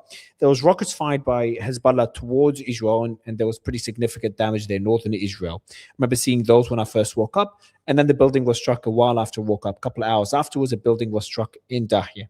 A senior Israeli official told Israeli open source intelligence channels there's a high probability of coordinated fire against Israel in the coming hours. So if you look at that, Israel knew that Iran would retaliate. That's why I've made the argument earlier that this could have all been planned in order to drag Israel back into war. Sorry, Iran back into war. Either planned by Israel to then drag the US because Iran joins the war, and then the US would potentially be dragged into it. You know, their base in their aircraft in the Saudi airbase might have just been struck. We don't know if the Bab el-Mandeb Strait will close, or intentional by the US and Israel to drag Iran back into the war. So then there's a war between Israel and Iran, keeping the US out of it to keep pressure on Iran. I know Larry said that doesn't work. Pressure like this does not work on Iran, but they might think, the Americans and Israelis might think it works. So Trump might be trying to put pressure on Iran as he gets closer and closer to signing a deal. That's more of an optimistic scenario. Israeli informed the US in advance of a strike. That's according to Barak David. According to Axios, Israel informed the US in advance of a strike on Beirut, arguing that continued attacks by Hezbollah on northern Israel constituted a violation of the ceasefire and justified the operation. Quote, Israeli officials made clear to the Trump administration that they intend to continue striking Beirut whenever Hezbollah launches attacks against northern Israeli communities. But that was from before. I don't know if they told them about this specific strike, but they've told them before in previous conversations after that infamous call between Trump and Netanyahu that they will strike Dahieh if Hezbollah continues striking northern Israel. And the Americans were scrambling to get some deal between Lebanon and Israel. Very quickly, we get statements from the Iranian, the IRGC. The Zionist army must stop its attacks on southern Lebanon and its suburbs. And if it expands its attacks on the south or responds to Iran's action, it will face more crushing and regrettable blows and attacks, and destruction will begin against the regime and its supporters. So that was by Iran's Qatam al-Anbiya Central Command. Then not long after that, we start getting reports of missiles fired. Let's see, there was a few warnings before that. Iran, this action may bring us to the stage of Operation True Promise 5. This threat and warning are fully valid and hang over the heads of the Zionists. That's by the IRGC. The more they seek to raise the level of their threat against Hezbollah, we will expand the response in different stages and layers, which will include the north of the occupied territories, meaning Haifa and then Tel Aviv. So that's a threat by Iran. I read those. I was not sure how extensive, how significant the response will be by the Iranians. Then we've got another representative here, Ibrahim Rezai. I think he's the spokesperson to the Security Council, to the National Security Commission. We will give a decisive and painful response to the Zionist regime's attacks on Dahieh. And then he said, tonight you will see the skies over the occupied territory, so over Israel. So then it was clear, a couple of hours after the strike on the building in Beirut, Iran made the decision to strike Israel. And they made it very clear, it became official. Iran closed their airspace in Western Iran. And then we have, what happens then? We have the advisor and assistant to Mujtaba Khamenei says, we always talk about him, Mukhber, I forgot his last name. He says the following: by bombing Lebanon during the presence of the mediator in Iran, the enemy set the negotiating table on fire for the third time. We speak to the violators of the language of power. With the language of power, the axis of resistance is a unified body, and they will definitely receive a heavy and painful price for this aggression on the field. So you get all these warnings from Iran, and then we get reports that missiles were fired against. We get reports of 5 missiles, and then we get barrage after barrage, multiple waves of missiles fired against Israel. So that was the reports we got. We saw 2 videos of impact in Israel as well. So Israel did say they intercepted all the missiles, but we've seen 2 videos of impact. Unverified videos. And then we have the Israeli response. So relatively quickly, Channel 14 says Israel will retaliate. Special told Channel 12 Iran wanted to create a new equation of limited and measured fire but we will not allow that to happen. And then Walla News reported that Israel is seeking permission from the US to strike Iranian energy infrastructure. So it made it very clear that Israel was going to respond. And then Trump comes in and starts making these statements. So that's where Barak David from Axios calls Trump, and he says the following. Trump tells Barak David, the Iranian strikes didn't hurt anybody. Hopefully Israel's not going to retaliate. If Bibi strikes them back, it's just going to keep going like that, like the last 47 years, like the last 3,000 years. We are very close to a final deal with Iran. It's going to be a good deal. I don't want it to blow up because of what is happening now. I'm going to call Bibi right now and tell him not to retaliate. Each of them had their fun. Israel had its strike and Iran had its strike. We don't need another one. So it was Trump hours ago. Then Trump tells Axios, the Iranian strikes didn't. Oh, that's what I just read now. And then a person close to the president said, we're not going to become part of the developments that are happening right now. They said that to Channel 12. Then Trump speaks to Channel 12. No one was hurt in the missile attack. If Netanyahu responds, it will continue and continue. We are very close to an end of the war, and it will be a good deal. I think this is Channel 12 reporting on the report from Axios. So no, Trump did not speak to Channel 12 on this. So I take that back. What else do we have? Israel's attack on Beirut was not coordinated with us. That's what he told Axios as well. That the attack by Israel on Iran, on Beirut, was not coordinated with us. And then he tells Fox News, what I would suggest to Iran, you've got your missiles, you've shot your missiles, that's enough, get back to the table. So you've got all that rhetoric coming from Trump, and then he calls Netanyahu. And based on that call, it seemed that we're going to see de-escalation. A senior Israeli official told Wallah expected response to Iran will be severe and wide-ranging. So that's before the call. And then Netanyahu informed Trump in the call that Israel intends to launch a massive attack on Iran. And then Trump emphasized the U.S. would not participate. So Trump after the call, the reports were no longer Trump is telling Netanyahu not to attack. He's just telling Netanyahu we won't be part of it. Another report here, according to Yediot, Netanyahu told Trump he wants to launch a massive bombing campaign of Iran, and Trump responded that he won't stop him, but the U.S. does not want to be part of it. So we got all the Israeli media saying that Trump told Bibi, you attack them. I don't recommend it. I prefer you wait a few days. Others report this. I'll read it out in a bit, but we will not be part of it. Channel 13 then says Israel's considering not attacking Iran tonight, but in a few days. So it's according to Channel 13. So we started seeing Israel listening to Trump, Netanyahu listening to Trump specifically, and deciding not to attack. So that's how it became more optimistic. And I thought it would be a quiet night. Then we've got Ynet. Israel fears that preventing a response to Iran could undermine its deterrence capability and send a message that it is no longer able to act in self-defense. That's a very important point.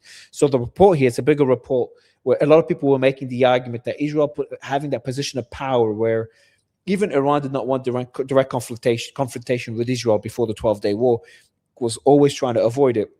And more importantly, was trying to avoid it with the US, but did not want confrontation with Israel. And all countries knew a direct confrontation with Israel will always involve, that was kind of something Israel became known for over the decades, disproportionate response from the IDF. And what Ynet is saying here, that if Israel does not respond in a heavy-handed way to this attack, because it was a very significant attack by the Iranians, it would weaken Israel's position in the region, and it will hurt the image of the way it's portrayed itself. The image it created itself and the way it retaliates became a deterrent itself, and not attacking would weaken that deterrence. So that was the argument that Ynet is making. Then an Israeli official told Israel Hayom, we will respond to Iran's attack even if it does not happen in the immediate time frame. So we're getting more reports here that they would not respond immediately to the attack. So it looked pretty optimistic. So these are the reports. And then a couple of hours ago, me and Stefano were covering it really well. We get reports of a massive barrage by Israel, cruise missiles and ballistic missiles, air-launched ballistic missiles, targeting in multiple locations, about 20 targets in Iran. We don't know what was exactly targeted. And then, Steph, maybe you can help me, Stefano, explain what just happened. Is why the hell did Israel fire 2 missiles before we go into the Houthis? Why did they fire missiles? Oh, Trump is posting, by the way. Let me read what Trump posted. Okay. He's talking about an election in California. Exactly. So why did Israel fire 2 missiles at the Prince Sultan Air Base in Saudi? Wait, I did not hear that. Are you sure? Yeah, those are confirmed. Israelis? Confirmed. Yes, not Israeli, Iran. Oh, Did I say Israel? okay. My apologies. Yeah, Okay, I Iran was like, tried to whoa, miss. whoa, Sorry, whoa, it's been a whoa. long day, man. Okay. It's been 12 Well, hours of because interviews. okay, because this is where I think in the Iranian perspective is we have to draw in the U.S. to force the U.S. to stop the Israelis, because the strikes that the Israelis did was very, very, very significant. I mean, it was a lot large. It was a lot bigger than just a tit for tat. It was a significant strike from Israel right against Iran. So the Iranians are probably thinking to themselves, we have to figure out a way to draw in the Saudis, draw in the U.S. to force Israel to stop. And that's why. And then I think that's the reason why they targeted Prince Sultan Air Base. It would be interesting to see if by any chance maybe the U.S. supported this operation through air operations at Prince Sultan Air Base. And it's called by this acronyms PSAB. PSAB is a significant military installation that the U.S. has used for a long time, and it was very significant during the Iranian war. It would be interesting to see if that was also reasoning why it happened. So I'm not surprised at the strike against. Can you explain that, the PSAB? Can you explain that again? Right. So PSAB, Prince Sultan Air Base, during the war that the U.S. Operation Epic Fury was one of the major air bases that the U.S. used to project combat operations against Iran, right, during the war. So the question then becomes is, during these Israeli strikes, did maybe PSAB play a role in that? Did the U.S. support these operations through the air base in PSAB? Or is this a way for Iran to say we need to draw in the United States and Saudi Arabia to force Israel to back off? Yeah, so I think that's kind of the thing that I would be looking at. And then what do you make of the Houthis attacking Israel? That is interesting. That is because they stayed out of the war. They waited till the end before they attacked. They waited weeks into the war before they attacked. That is a pretty significant warning, because now the Houthis could also close the Bab el-Mandeb Strait. That's always implied. Right. I think the Houthis' perspective, right, even during the war, they did conduct strikes against Israel. They did conduct launch against Israel. I think their tolerance to conduct strikes against Israel is significantly lower than their tolerance to conduct strikes against Saudi Arabia and the United States in the region. Which is interesting, because what was very interesting is a lot of the reporting that we got is a lot of the strikes from Saudi Arabia, which wasn't necessarily surprising from my perspective, came from Iraq. What was surprising from my perspective was it was not as significant from Houthis, and the Houthis kind of avoided conducting strikes against Saudi Arabia and prioritized Israel. So I'm not necessarily surprised by this. So I think the Houthis are doing it as a way to show solidarity with Iran, maybe also as a way, to your point about Bab el-Strait, because they want to send a message to the United States to say, you got to stop Israel's operations and strikes, because if not, the ceasefire is at risk and collapse. And if it collapses, here's all the additional risks that it comes with it. Let me know what you think of this idea. One big debate that was happening during the war is why the Houthis were not getting involved and whether they're reconsidering their allegiance to Iran. One of my analysts told me the Houthis are sitting there waiting to see if Iran comes out stronger or not from this, if the regime survives. And as the war progressed and it seemed Iran was going to win, the Houthis decided to join the Iranians. A lot of reports, Ian Bremmer being one, I think the person that broke the story, that the Saudis were also bribing the Houthis to just stay out of the war, not strike Saudi energy infrastructure. Well, the Saudis have been bribing the Houthis for a long time. And the Saudis would heavily disagree with the term bribing, by the way. If you talk to Saudis, they would heavily disagree. Doing business with the Houthis to keep them out of joining the war. But then for a long time, but this isn't new. The Saudis paying the Houthis isn't a new phenomenon, by the way. It's not new. That has been happening for a long time. I think the reasons why the Houthis were conducting strikes against Israel later into the war, they were doing symbolic strikes. I think the reason why they weren't fundamentally committed to it, unlike the Iraqi groups, is I think they were concerned about U.S., Israel, Saudi Arabia, UAE conducting strikes against Yemen. And I think after years and years of war, from the Houthis' perspective, they're like, we don't want to re-enter into any conflict, any military operations. We don't want to re-enter military conflict. They have a tolerance to conduct strikes against the Israelis, specifically from a symbolic nature.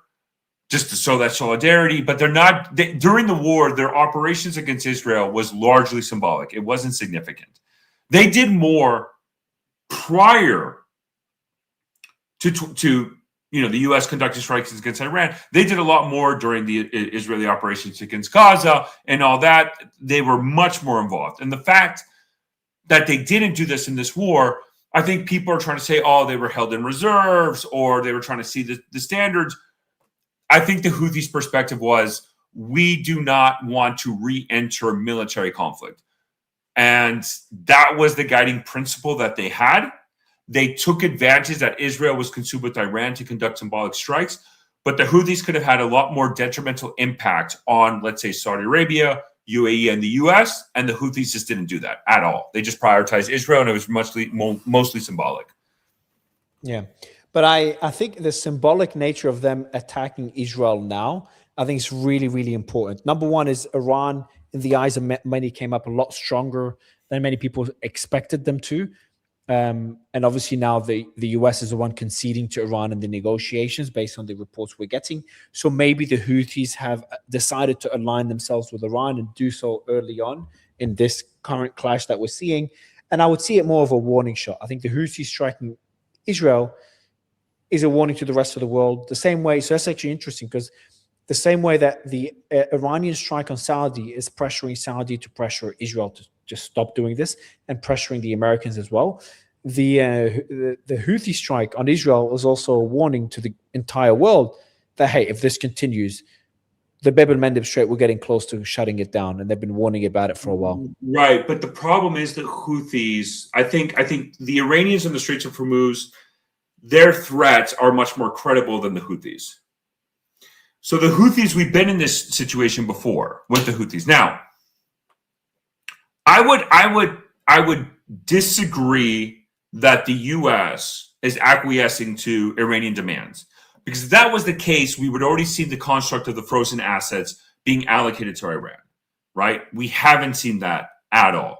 And this is something I said in a previous episode, where I think people are assuming that this is not a tenable position for the United States from an economic perspective.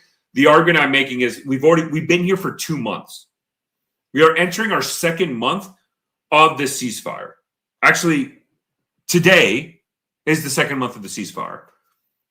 But we haven't seen any significant changes. If anything, the ceasefire is much more tenuous.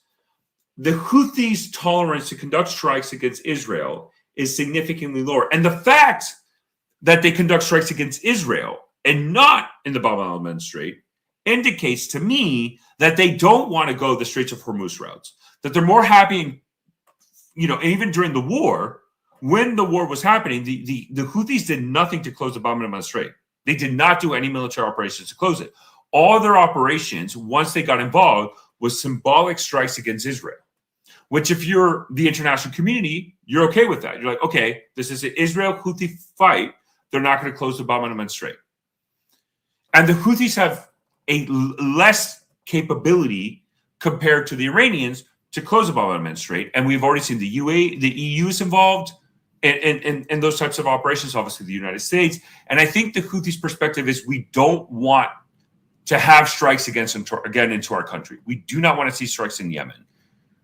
I think the strikes now against Israel, the reason why they did it is because the Israeli strikes against Iran was much more expansive than we would have assessed. They struck multiple facilities. They conducted strikes across multiple areas in Iran. It wasn't just like, okay, you launch a couple ballistic missiles, we'll bomb a radar facility in Iran or something. No, it was widespread strikes. And I think the fact that it was so widespread is what forced Iran and the Houthis to conduct a retaliation. The question now becomes, is the fact that Iran retaliated against PSAP, Prince Sultan Air Base, and the Houthis conducted a retaliation against Israel, is that a way now for Iran said, okay, mission accomplished, we conduct a retaliatory strike, and Israel to say, okay, well, Iran didn't strike us, they struck PSAP, which is the US and Saudi Arabia, so we're going back to the ceasefire. And those are the games that generally happens when these types of scenarios. And I think that's the scenario where the Iranians said, okay, Houthis, you conduct a strike against Israel, we'll conduct a strike against PSAP. we'll just What do you? is in place. What's the likelihood in your mind that Iran would retaliate by directly striking Israel, and what is the likelihood of that? And how would that attack look? Well, they like haven't done it. They haven't done it. That's what's pretty No, surprising. yeah, no, but they've just been attacked. Israel took hours Yeah. before retaliating to the Iranian attack. I mean, it could be. I think the next 12 hours key. I would say 40% likely that they conduct a strike. I would say it's about 40% that the Iranians conduct a retaliatory strike against the Israelis. The question then becomes if there's a retaliation of that magnitude, how significant it is, how severe it is, and do the Israelis respond? And we just don't know the appetite for the Iranians to do this. But the fact that the Iranians, even though we saw the strikes against, the Israelis conducted a strike against Iran, and the fact that the Iran, instead of quickly responding against Israel, where they conducted the response is in Saudi Arabia. They quickly conducted a response against Saudi Arabia. That to me means that's the off-ramp. That's the off-ramp where the United States is not going to respond. Interesting. And then that's an interesting take. That's how I think the Iranians' thought process is, because they understood if we conduct a strike against Israel, Israel is forced to respond. So how we're going to respond is we conduct a strike against Saudi Arabia, the Houthis launch a strike against Israel, and now we're back at fire game. My mind is cooked today for all the interviews, but that I didn't even think of that. I looked at various scenarios. I don't know why that one didn't click. Maybe because Iran made it so clear that if their attack, I know they've done this before. Two reasons why it didn't click. Maybe number one is Iran made it very clear that if they are attacked, they will attack Israel and the US, both. Now, I know they've done this before and they haven't delivered on it, and that's normal. Both sides have made threats that they haven't delivered on. And they could still, as you said, they could still retaliate against Israel. They absolutely can retaliate against I think they will. I'll tell you why. The second reason. But if they don't, I think that's the game. Yeah, fair point. I think if they don't, this is the explanation why. Okay, that's really because the reason I still think it's well above 50%, because of the way they've been acting since Project Freedom, since the ceasefire, the 1.5 to 1 ratio they've had, the way they've attacked. They have one of their radars struck. They fired 6 missiles in Kuwait and Bahrain, 6 to 9 missiles. I can't remember how many it was. Project Freedom. The US tries to escort a few ships through the Strait, or not even escort, guide a few ships through the Strait of Hormuz. Iran fires a whole bunch of ships, and at Fujairah oil refinery in the UAE, which is one of the most significant energy infrastructures in the Gulf. So that ratio of 1.5 to 1 and that new, more emboldened Iran is why I think Iran would retaliate. Well, now, I do want to point out the Project Freedom, not officially, and it's very interesting that CENTCOM said we're not doing it, and then we had multiple reports to indicate CENTCOM is participating in operations to enable the vessels to go through the Straits of Hormuz to southern Oman, right? And so, again, it goes back to there's the public diplomacy, the public perception, and things that are happening behind the scenes. And clearly, the reason why I think Iran has been launching drone strikes, like yesterday, U.S. CENTCOM announced they shot down a couple of drones over the Straits of Hormuz. To me, but that's probably targeting the ships trying to sneak in, trying to get escorted by the US. Because we got the report, we've seen the report from the Wall Street Journal, the New York Times, and now the Telegraph, indicating that the operations in the Straits of Hormuz and the kind of the Project Freedom, whatever you want to call it, has been continuing just behind the scenes. And it's interesting that what the Telegraph reported is they were especially the Apache helicopters that were enabling some of these operations were being launched from Oman, not the UAE. They were being launched from Oman, which is another interesting development, right? That indicates Oman is much more susceptible and accepting of U.S. military presence of the countries to conduct operations there. Who reported that the helicopters? The Telegraph. It was the Telegraph. Now, again, that's hard to believe. When the Omanis are talking to Iran about a joint fee, they even said that they put a public statement that we will work with the Iranians to manage the Strait of Hormuz. That was about a week or two ago.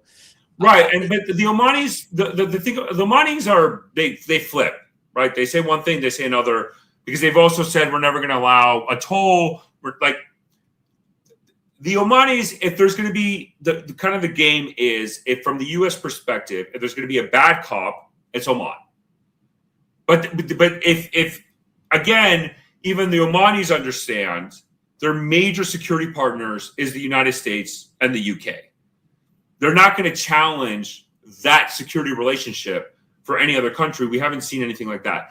What I think, again, from the Iranian perspective is, I think I wouldn't be surprised if this ends it. I don't think President Trump, I think the report that we got that the only way President Trump is going to end the ceasefire is if American soldiers are killed, which follows the Trump administration all the way since the first Trump administration. When did we see the first Trump administration conduct significant strikes in the Middle East? It's when American citizens, either soldiers or contractors or civilians, were killed. The killing of General Soleimani, the assassination of General Soleimani, all started because an American contractor was killed. That then caused the United States to conduct strikes against Iraqi groups, pro-Iranian groups in Iraq. Those groups retaliated. We had a tit for tat. Those groups then stormed the embassy, or stormed, quote unquote, in Iraq. And then President Trump ordered the assassination of General Soleimani. But it all started because an American contractor was killed in Iraq. Which highlights the red line that Trump mentioned about American casualties is the biggest red line for Trump and for the US in general.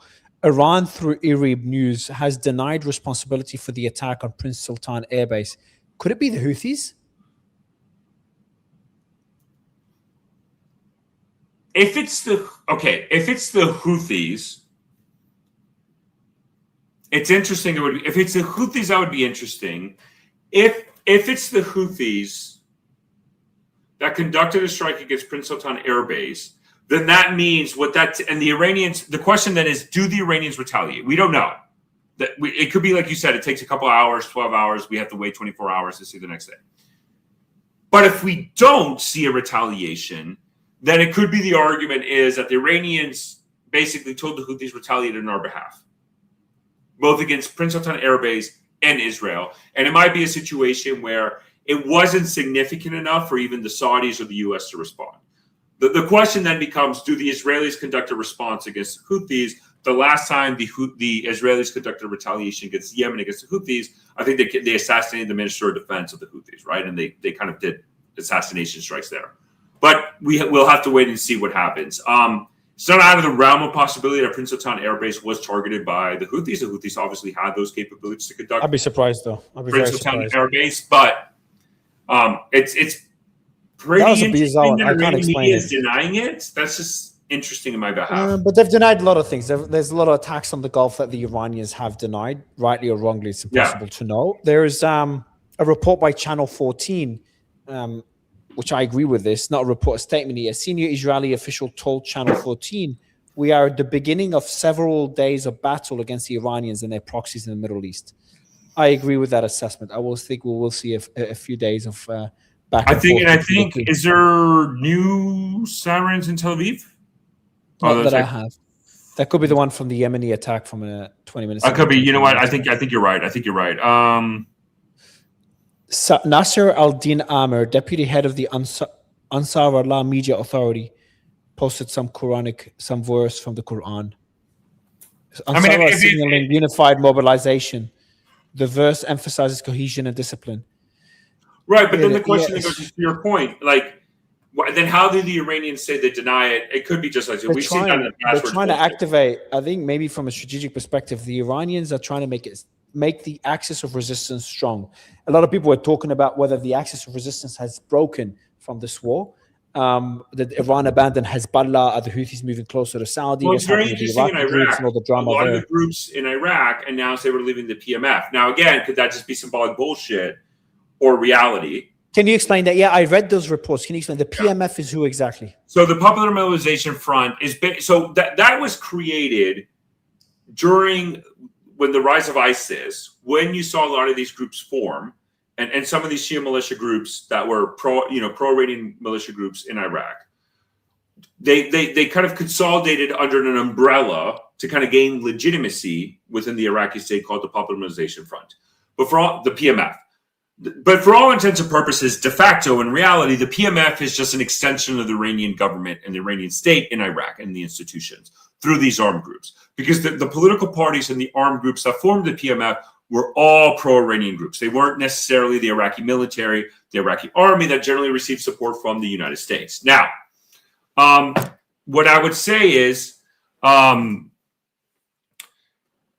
fact that a lot of the groups in the PMF announced that they abandoned it was a pretty significant development in and of itself, because it indicates that it first started with al-Sadr, but al-Sadr, who used to be more pro-Iran, especially when the U.S. occupation of Iraq, has taken a much more nationalistic approach, right?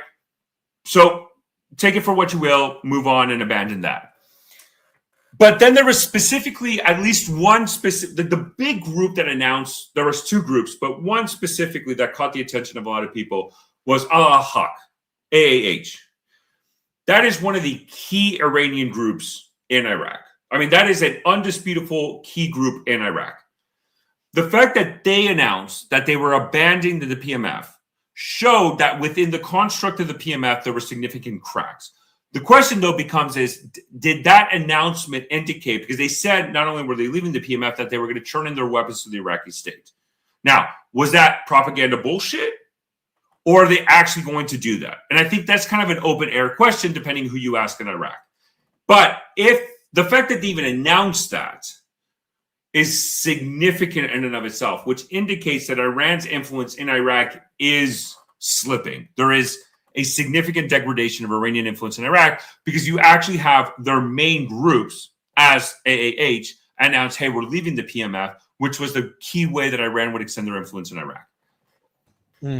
By the way, there's report. So this kind of goes into the point that Iran is trying to consolidate their axis of resistance again by standing up to Hezbollah, sending a signal to all of them that we will support you when needed. And now the Houthis is standing up for Iran. So that they're all indicators that the axis of resistance remaining strong. We do have a report now, it's pre-confirmed. The attack on Prince Al Sultan Air Base in Saudi was carried out by Yemen. So there's multiple reports. So then the question is, if Iran does not, we don't know if Iran's going to retaliate. No, I'm be surprised if they don't. They haven't said anything. Just to be clear, pretty surprised. But they're planning obviously how to do it, but there has no been, no retaliation. But I think they're coordinating what to do next. So I think they're not deciding whether to retaliate. I think it's how to retaliate. If I had to guess, I think if they don't. I think if Iran does not retaliate, and the retaliation is coming from the Houthis, then I think from a negotiation perspective and a perception, right? If we're going to talk about perception, shows a significant amount of weakness from the Iranians. That's why I think doubt that will happen. That's why I highly doubt it. If Iran does not retaliate, and the way they retaliate is through the Houthis against Prince Sultan Air Base and against the Israelis, as in the Iranian retaliation gets exported to the Houthis, again, I think that shows a significant concern with the Iranian military. They don't want the situation to escalate. The question then becomes, does Israel then say, okay, we're going to conduct retaliatory strikes against the Houthis in Yemen, but because the Iranians weren't involved, we won't conduct a strike there. That might tie into the President Trump and saying to the Israelis, hey, we're still negotiating with them. We don't want to derail the negotiations. Yeah, I would. One interesting point is that the price of oil, it did spike. It went up from it was what time was this? 8:50. Oh, that was 12 hours ago. So from the attack by Iran against Israel, it was all the way down to 88. It spiked to 91, then now spiked to 92. But it didn't spike from 91.2, went back down to 90.5, now to 91.5. Spike, but not that significant. Seems the markets are saying that they don't expect this to escalate too much. I mean, again, and it's interesting that all this is happening on a Sunday night. I mean, it's funny, right? The U.S. tries to de-escalate everything by the weekend, get the prices to go down, and the Iranians try to escalate everything on Sunday. Now, granted, these strikes, what started this was, Israel has been conducting strikes against Lebanon, against Hezbollah, and even the Lebanese government. Hezbollah conducted a retaliatory strike against Israel. Israel responded with strikes in Beirut and Tyre, which apparently got the blessing of the Trump administration in the U.S., and that's then what caused all these tit for tats that we're seeing. So, but I mean, again, the Iranian strikes against Israel were pretty ineffective. The Israeli strikes against Iran were pretty effective. So if the Iranians, that's how you define. I wouldn't look at it this way anymore. I used to. By the way, just to be clear, someone just messaged me. This strike by the Houthis on Saudi is the first time they strike Saudi since 2022, in 4 years. correct. I think it's important to mention that. But Yeah, it goes back to, it's a very interesting dynamic. If the Iranian, if it's the Houthis that conducted the strike against Prince Sultan Air Base, and the reason why I say that is the strikes in 2019 against Aramco facility, the Houthis claimed responsibility for that, but it was the Iranians who did it. So we had to be very cautious. Sorry, what? Sorry, on. I didn't know this. The strike on Saudi Aramco was conducted by the Iranians. Correct. It was the Iranians. Not the Houthis. It was the Iranians. From Yemeni territory or Iranian territory?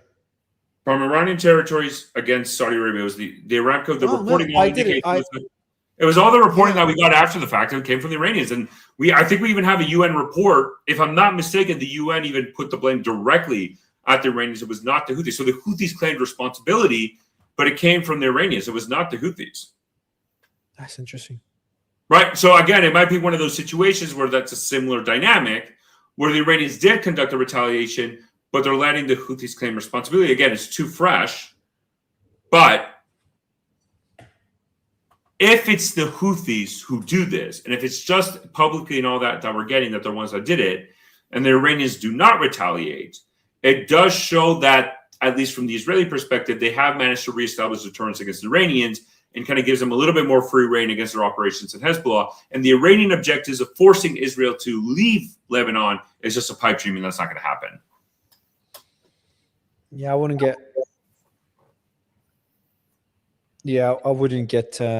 The Houthis claim most Western governments, Saudi Arabia, and later UN investigators concluded the attack was likely carried out by Iran or with direct Iran involvement. But when you say by Iran, from Iranian territory? Yep. I mean, I think that's the consensus. The UN said. Yeah. So so some analysts reported launch points to southern Iraq. The Houthis likely did not carry out the attack, but did not definitely identify the launch location. So different reports on where it came from. Some North Iraq, some southern Iran, some northern Iran. Interesting. So in terms of, I think this is the big power struggle that's happening right now. There's kind of two power struggles. One of them between Iran and Israel on what happens in Lebanon. Iran has already established escalation dominance with the US, and the US is fine with it because it doesn't see Iran as big of a threat as Israel does. Now, Iran is trying to establish escalation dominance with Israel, and Israel seems to be resisting that, and they want to maintain escalation dominance. So there's a power struggle happening here, and another one, there's a military power struggle. Another one, a diplomatic power struggle is between Trump and Netanyahu. Trump does not want to see this escalate, unless you think it is all a show and they both planned it together. Very possible. Trump does not want to escalate, and as soon as Trump is not asleep. He posted half an hour ago. But Trump and Netanyahu had a call. Reports said in that call that Trump told Netanyahu, if you want to attack, okay, but I will not support you. So he did not explicitly tell him not to attack in the call, or the conclusion was kind of giving a green light to Israel, just saying, I won't be involved in this. And then Netanyahu deciding to attack. But that's despite Trump saying publicly to Axios, but also to Fox News, that he does not want this to escalate. And he even said in one of the interviews, I make all the decisions. Right. I make all the decisions. I make the decision. I make all the decisions. Netanyahu will do whatever I ask him to do. So when Netanyahu goes ahead and does something that Trump explicitly said he does not want to happen and jeopardizes the peace deal that Trump explicitly said he doesn't want to see jeopardized, I'd love to get your thoughts on these two areas of power struggles that we're seeing. I think it goes back to this idea that both the U.S. and Israel are going to obviously have competing interests here, and each side is going to take their own standard in how they do it. It's interesting that Israel is framing this as a multi-day conflict. We'll see if that's true or not. One source to Channel 14 is not official. Right. Again, so that's why a huge grain of salt in that. But it's interesting. We'll see if that becomes reality. But the question then becomes, if it goes back to an Iran-Israel tit for tat, is that necessarily bad for President Trump? Is that bad for the GCC? And you can kind of make the argument it's not. Yeah. Hence why the Iranians have to find ways to draw in the GCC, to draw in the United States. And it might be, let's get the Houthis involved to do that for us, to maybe put the pressure so they don't conduct the strikes against us. Because a lot of the times that the Iranians conduct retaliatory strikes in the region is because the U.S. conducts strikes against Iranian military assets, either in the Straits of Hormuz or in Iran proper. So it might be a way for the Iranians to say, okay, let's get the Houthis involved to force the U.S. and Saudi Arabia to rein in Israel without jeopardizing the ceasefire. But if there's a situation I go back to where it's Israel and Iran, they're just doing a tit for tat. The question, Mario, is if you're President Trump and you're the GCC, if that conflict is confined between those two countries, is that a problem for you? Yeah. And I think the answer is not necessarily. Yeah. It's not unless Iran makes it a problem. And I think Iran's smart enough to make it a problem. But this is all strategic. They'll drag the US into it. Right. And so that's the next question, right? Does Iran feel they have to force to drag in the US, so the US then has a conversation with Israel to stop? Or again, we have to wait and see. Let's give it 24 hours to see if Iran conducts another strike against Israel based on the fact that Israel conducted these military operations against Iran. If they don't, then your framing of the question of the escalation ladder and escalation management, in that construct, Israel has shattered it because they have asserted we had the escalation management. What they did was much more expansive than the Iranians. Now, I agree with you. It's a stupid comparison. It's not necessarily that significant who did what and where. But from the Iranian perspective, if they're entering into negotiation and their whole basis of negotiation is a projection of strength, regardless if you agree with it or not, they have to project it. If the Israelis are able to shatter it, now that's a problem for the Iranians. Agree. Couple of hours ago, it seemed like the Iranians had escalation dominance with the Israelis. Mm-hmm. They did establish it because, again, that strike on the Beirut airport, on the Beirut building was a pretty limited strike. Yeah. And now we saw Israel establish their escalation dominance, and we're going to see what happens next with Iran. I think that's well framed. According to Israel Hayom, the Israeli strike in Iran was coordinated with the U.S. Yeah, I would find it very hard that they didn't coordinate with the U.S. Do you think if Trump did not want this to happen, do you think he has enough influence over Netanyahu to force him not to do this? If Trump didn't want this to happen, could he tell Netanyahu, could he force Netanyahu and ensure he doesn't do it? Or if Netanyahu puts his mind into it and sees political benefit in doing it, because there's a lot of domestic pressure, he'll eventually do it no matter what Trump says? I think from Benjamin Netanyahu's perspective, the domestic political pressure outweighed the political pressure he was going to get from President Trump. So you might see the U.S. and President Trump try to limit Iran, maybe stop it, but I think the Israeli domestic political consideration, he was already in a very tenuous position because Benjamin Netanyahu was getting attacked left and right in the political spectrum for agreeing to ceasefires not only against Iran, but in many aspects with Lebanon, even though the Lebanese ceasefire was more directly tied between Israeli and the Lebanese government's negotiations outside of Hezbollah. And part of the ceasefire agreement was Hezbollah has to disarm. Obviously, Hezbollah is not going to agree to that. They're not. So, but that political pressure that Benjamin Netanyahu was facing from Trump, then it caused him to have political pressures both on the left of his flank and the right of his flank in the Israeli politics. And I think that's why the fact that the Iranians conducted the strike against Israel is what caused Israel to say, okay, we got to escalate these attacks to show that we're significant and kind of really highlight that. What I would be interesting, Mario, is I think one of the key standards that I would be looking at to see if this has an indication to escalate or is going to last a while, I would be looking at, does Iran, for example, shut down their internet again? Because they reactivated the internet. It's too early for that. Yeah. But that would be one of the indicators I would be looking at. If Iran shuts down the internet again, that's an indicator that, okay, this conflict's lasting a lot longer than we anticipated. What would it take for the for this to become a full-blown war? What would be the red lines that you'd be watching? Energy infrastructure is a clear one. Anything else? The death of a U.S. soldier or a U.S. service member, U.S. citizen. But that wouldn't lead to a full-blown war. That would lead to a significant strike by the Iranians. Right, but if the U.S. conducts Americans. a significant strike against Iran, I don't see Iran just saying, "Okay, we'll just take it and move on." So I think strikes against energy infrastructure and a death of a U.S. citizen, or and vice versa, a significant casualty event in Israel or in Iran would also probably trigger something like that as well. Yeah. I'm trying to get some more information on the strikes on the Prince of Sultan Air Base. And in terms of the Iranian response now to Israel, you said a 40% likelihood they'll be striking Israel directly. What are the different levels that they could strike? So so what do they need to do to maintain escalation dominance? What do the Iranians need to do? I think the Iranians, what they would need to do is conduct a strike against Israel, and then, but more importantly, conduct strikes against GCC targets and U.S. interest in the Gulf.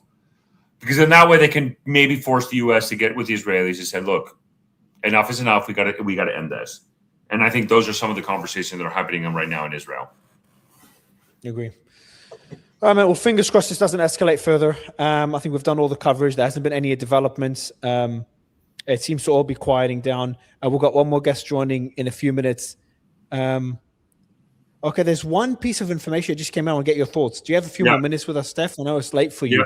Yeah. There's one piece of information that was just sent to me as well. So this is unconfirmed. Okay. But apparently there's discussions right now in Iran, unconfirmed, on whether to go back into full-blown war. So we do know within the IRGC, there's factions that do want the war to continue. And there's a lot of resistance there. Different factions want to achieve different objectives. How worrying is this? Do you think those factions are getting stronger and stronger? Similar in Israel, whenever there's an attack on Israel, the factions that are more hawkish and they want Israeli expansion, they get more support whenever Israel is attacked. And we're seeing the same thing here in Iran. So do you worry that because of this attack and the attacks that we saw earlier, and also the strength, the perceived strength, some people say perceived strength that Iran has right now, being able to survive the war with the US and be able to continue attacking and Trump walking back, retaliating against Iranian attacks, that those in Iran that want to continue the war end up making the decisions or having more influence over Mujtaba? I think there is a lot of factions within Iran who would want to see the war resume. Is this the straw that broke the camel's back from the Iranian perspective to resume military operations? Only time will tell. I do believe there's going to be arguments from that camp to say, hey, we need to go back to war. The question then becomes, what kind of, from the war perspective, is it all encompassing from the region, or is it Iran-Israel? Iran-Israel. Right? Yeah, that's the question I have. That's a good one. But I don't think it would be Iran-Israel. I think it would have to be all the region. That's the only way Iran has influence. But Stefano, the problem is, can the US even continue this war? The depletion of the munitions, I know they've got other missiles they could use, but other missiles means they need the fighter jets to fly over Iranian territory. The missiles and the air defense missiles are something that is necessary. There's no alternative to it either. All the reports that are coming from is CSIS, who's reported this, right? The study they did. That's where all this is coming from. We got other reports. But most of it is coming from that study from CSIS. I'm extremely skeptical of the CSIS study. Extremely skeptical. There's multiple. I've had the colonel from their colonel, what's his name, Kansian, on the show, and he's just to be clear, he's hawkish. But I've had others, including Hawks. I've had Admiral Mark Montgomery on the show. Yeah. All of them are worried about these munitions. Like there's not many voices that I'm talking to. Again, you've got a lot of expertise. You were in the military, so I know this is an area that you focused on when you were in the military. Obviously, there's a concern. It's the Even if same. you do the math, sorry, but Stefan, one last thing I want to add, and I'll let you comment, because this is your area of expertise, so I probably should be asking instead of commenting. But one quick thing, when you look at the basic math that is out there, the production capacity, the PACs, the Patriots and the PAC-3s, the THAAD missiles and the Patriot missiles, and how many were used in this war, just doing basic math, it looks really concerning. I would agree with you, but a couple years ago, we ran into the same situation with 155 millimeter rounds for the Russia-Ukraine war. That how the Russians were outpacing American artillery production. Now that's not even a conversation right now. Granted, PAC-3s, PAC-2, MSC missiles, right? It's not only just PAC-3, PAC-2, and MSCs are the 3-1. There's more. Obviously, there's concerns with that from that. Obviously, there's other capabilities that the U.S. is trying to put into place to intercept specifically the drones, leveraging the Ukrainian experience. What I would say is there's a concern. But if the argument is we're concerned because of China, because that's what they're getting at. One, I have kind of significant issue with the reporting and the numbers, because a lot of this is much more classified. Two, there's certain elements of the DOW, specifically in this administration, who love to leak information about this, especially with Russia, Ukraine, and more importantly about Iran, and they would love to leak it because they're much more China hawkish. Okay. But if your concern is China, a China-Taiwan scenario, China is not going to happen tomorrow, right? If China wants to seize Taiwan and wants to militarily achieve that and do an amphibious invasion for it, it would take months for the Chinese military. Even put China. No, I understand. I don't think that's a risk, and I think China has its own problems as well with all the purges that are happening. What I'm saying is that this war could no. No, the argument now, this is bad. I'm saying if this war continues for if it's a prolonged war, prolonged conflict for another 3 to 6 months, that was a 40-day war. Let's say it goes for 3 months at the same level of attacks and the same intensity, the US would run out of air defense missile munitions. Would completely run out. Again, Mario, from my background and from my experience and having been this. The numbers that are being floated around here is not, from my experience, reality. It is. I think people vastly exaggerate. Theoretically, if they are reality, then can you answer me, theoretically speaking, if this was reality, if they were accurate? I don't think they are. If they are, how worried would you be? If they are accurate, I mean, there is a worry, but in the end of the day, then the question then goes back to, how does Iran then leverage this capability to degrade American air power and Israeli air power? Right? In other words, okay, so if the scenario is Iran we know Iran, by the way, has more ballistic missiles and drones than we have interceptors, right? That's just specifically in the Middle East. That's a fact from the beginning. That is not undisputable. We know this. The question goes back to, how does Iran leverage those capabilities to degrade American air power and naval power, who are the key bedrocks to conduct strikes against Iran? The problem that the Iranians did during the last war is, yes, maybe, okay, we can have a conversation of depletion stockpile. I'm a little bit skeptical in some of the naming and the framing and the quantity. But for argument's sake, Mario, let's say you're 100% correct, that from an air defense perspective, we have been degraded. And even let's make an argument from a TLAM cruise missile, Tomahawk cruise missile, we've been degraded. The problem the Iranians have is their air defense has been significantly degraded, and a lot of these strikes that the U.S. can do is just through normal air operations, JDAMs and stuff like that, that we have ample quantity of. That's not a problem for us. How do then the Iranians, even if assuming there's a degradation in air defense, how do they stop the U.S.? Because they weren't able to do that in the previous conflict. They weren't. And so there might be the conversation about PSAB, there might be others, but some of these operations the U.S. can do from other areas that the Iranians can't reach. That enables the U.S. to just continue to conduct operations and conduct more strikes than the Iranians are able to respond to. Right? So the way they would stop the U.S. is just keep attacking the Gulf and American bases, American infrastructure, until the interceptors run out, and then the damage would be right. The only real military base that would matter for the U.S. for this is at most Prince Sultan Air Base. That's it. But no, what about the Gulf? What about all the? civilian infrastructure, tech infrastructure, data Right. centers for American companies, energy infrastructure in the Gulf, etc. Right. So, okay, but then if the Iranians were to do that, right now, okay, now we're talking. Now that's a different ballgame, because if the Iranians conduct strikes against American civilian infrastructure, you're opening up Iran, the U.S. and Israel to conduct strikes against Iranian civilian infrastructure and oil infrastructure. Right now, you're not going to hit American oil companies in the U.S. and oil infrastructure. You might hit the GCC, absolutely. But now you're opening up the possibility of the United States, Israel, and even some of the GCC countries, such as the UAE, has shown a capability of doing it, destroying Iranian oil infrastructure. At that point, right, yes, it would be catastrophic for the world. No dispute there. It would be absolutely catastrophic for the oil market. No disagreement. But at that point, from an Iranian economic perspective, they would have nothing left. They would have absolutely nothing left. And they know this.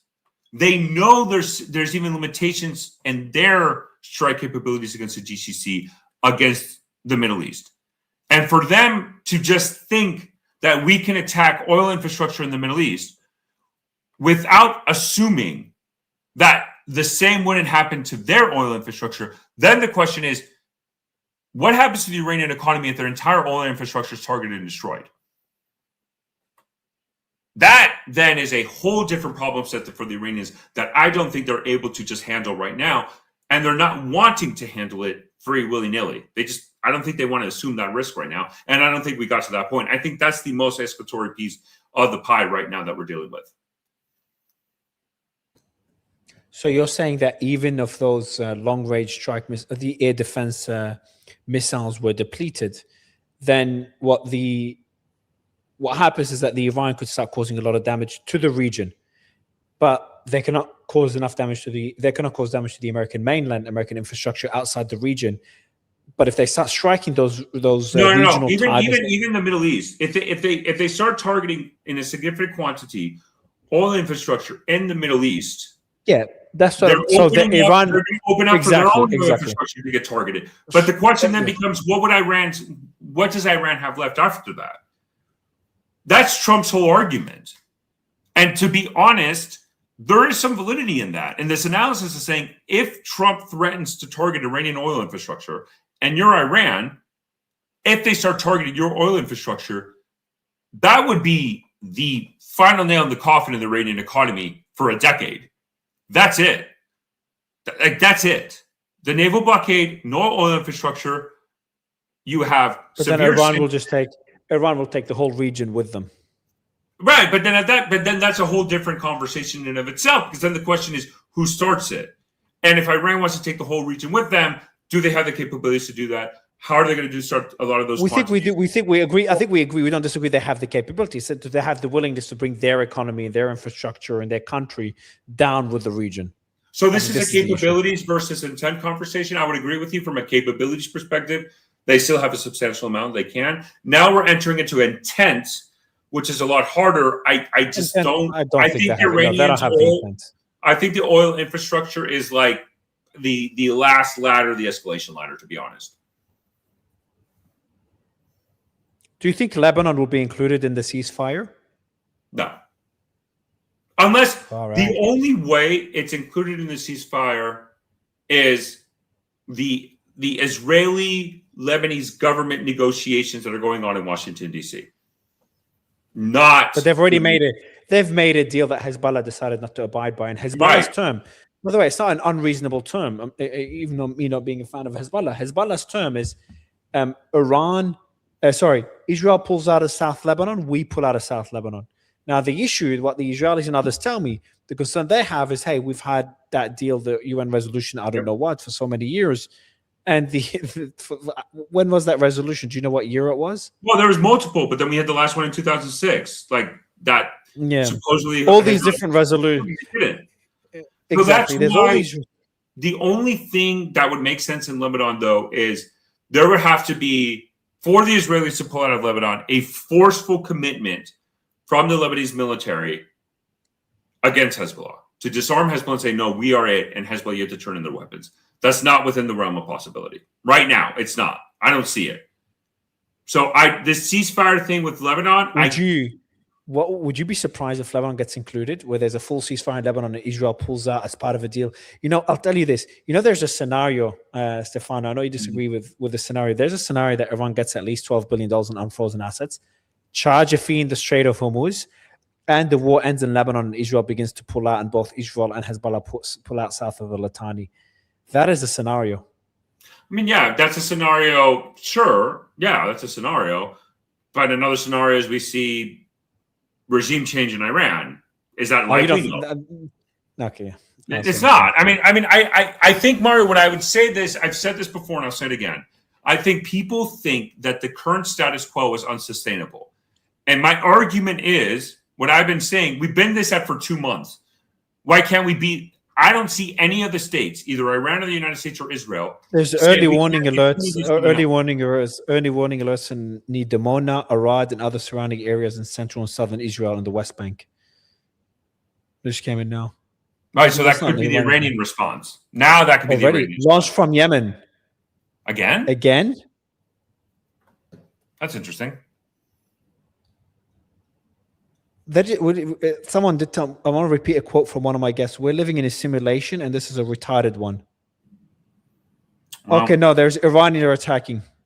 Okay. The Iranian missile launches to central Israel. Okay. I mean, that makes sense. And then that's the thing we were waiting on to see if they did, and the fact that they did. The question now is, how does unconfirmed yet, but we're going to see. Yeah, it is all the ballistic missile launches from Urmia and Kermashad, Western Iran. So that was quick. We're talking on whether this is it. I'm not surprised by that at all, that the Iranians are responding to this. I know you gave it, I think, a 60% likelihood it will happen. I think. Well, now it happened, and I think that they're targeting Jerusalem. Where do you think they'll target? Probably the some military installation. I mean, again, look. These are the Iranians' medium-range ballistic missiles to target Israel. The fact that they're doing this, again, these ballistic missiles from Iran are not necessarily the most accurate per se.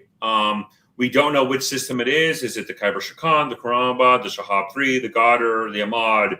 They have a lot of MRBMs that can reach Israel. It could just be also a scenario where they just want to launch something just to say that they conducted a retaliatory strike. How many missiles where they saw de-escalation versus escalation dominance? How many should we watch out for? That's a good question. That is a good question. It could be a question of how many missiles, and the other question is, what's the actual target? Because they could target open areas of Israel, and the Israelis just let it go through and hit targets in the open area. Okay, so it's not obviously the targeting is one, which is So putting the targeting aside, assuming that they don't target open areas, what would you say is a barrage that would be escalatory? I mean, right now, if you're going to put me in that spot, 10. 10 will be escalation. Okay, that's not that big of an attack. 10 ballistic missiles. So below 10 is de-escalation? I mean, it's kind of hard. For example, we don't even have the amount of the first strike. We don't have the total numbers yet. Do. I think it was about 15. It was 15? Then use that as a standard. Use that as a standard. If it was 15, then use that as a standard. Does it mirror that? Is it more than that, or is it less than that? But even from the Israeli perspective and Benjamin Netanyahu perspective, I don't think they're going to analyze it like that. I think this goes back to the Channel 14 quote that you said, that Israel is expecting a couple of days of conflict to resume. And I think from Benjamin Netanyahu's perspective, I cannot allow Iran to launch ballistic missiles at me without responding. So we're going to retaliate. So for Israel to retaliate, would they wait? What is their process of retaliation? Is it waiting to talk to Trump to decide? The Iranians seems to have already prepared different, they have that mosaic structure of like, if this happens, do that. If that happens, do this. The Israelis seems to be more, they're having more diplomatic channels they have to go through, talk to Trump, etc. There's reports of multiple. It could be that they need to coordinate with the United States. It could be that they need to coordinate with the United States, but it could also just be like they're waiting to see what are the key facilities targeted and how do they respond, and they're trying to gather intel, because maybe what they want to do is the way that we conduct retaliation is they find the areas in Iran that were responsible for these attacks, and that's where they want to conduct a response to it. Yeah, is there areas? Didn't I see one of the alerts in Dimona? Isn't that what I said earlier? Dimona is the nuclear facility, yeah. Yeah, exactly. I wouldn't. There's no way this is being targeted.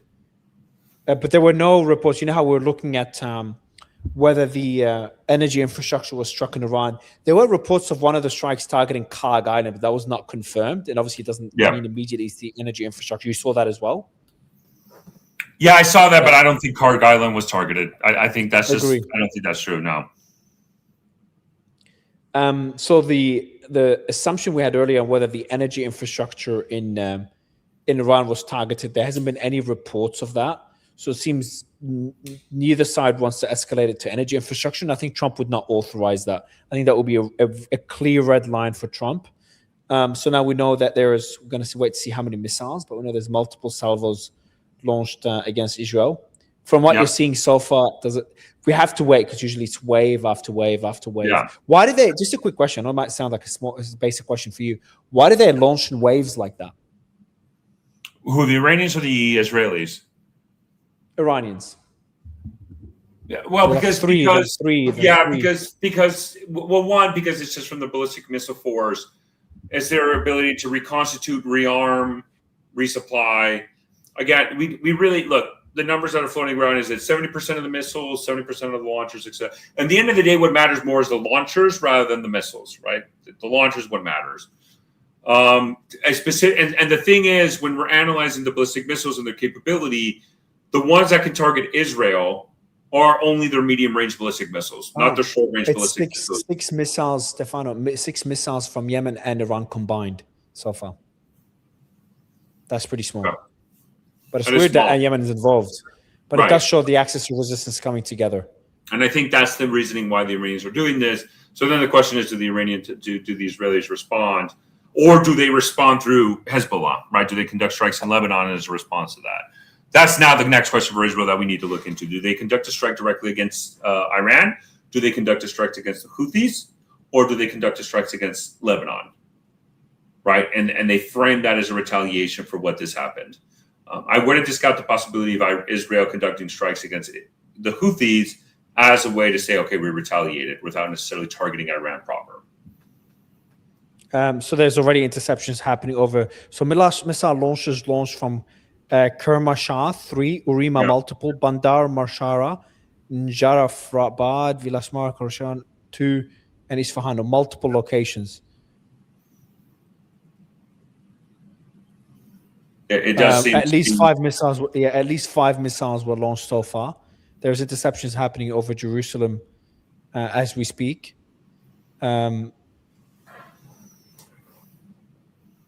Yes.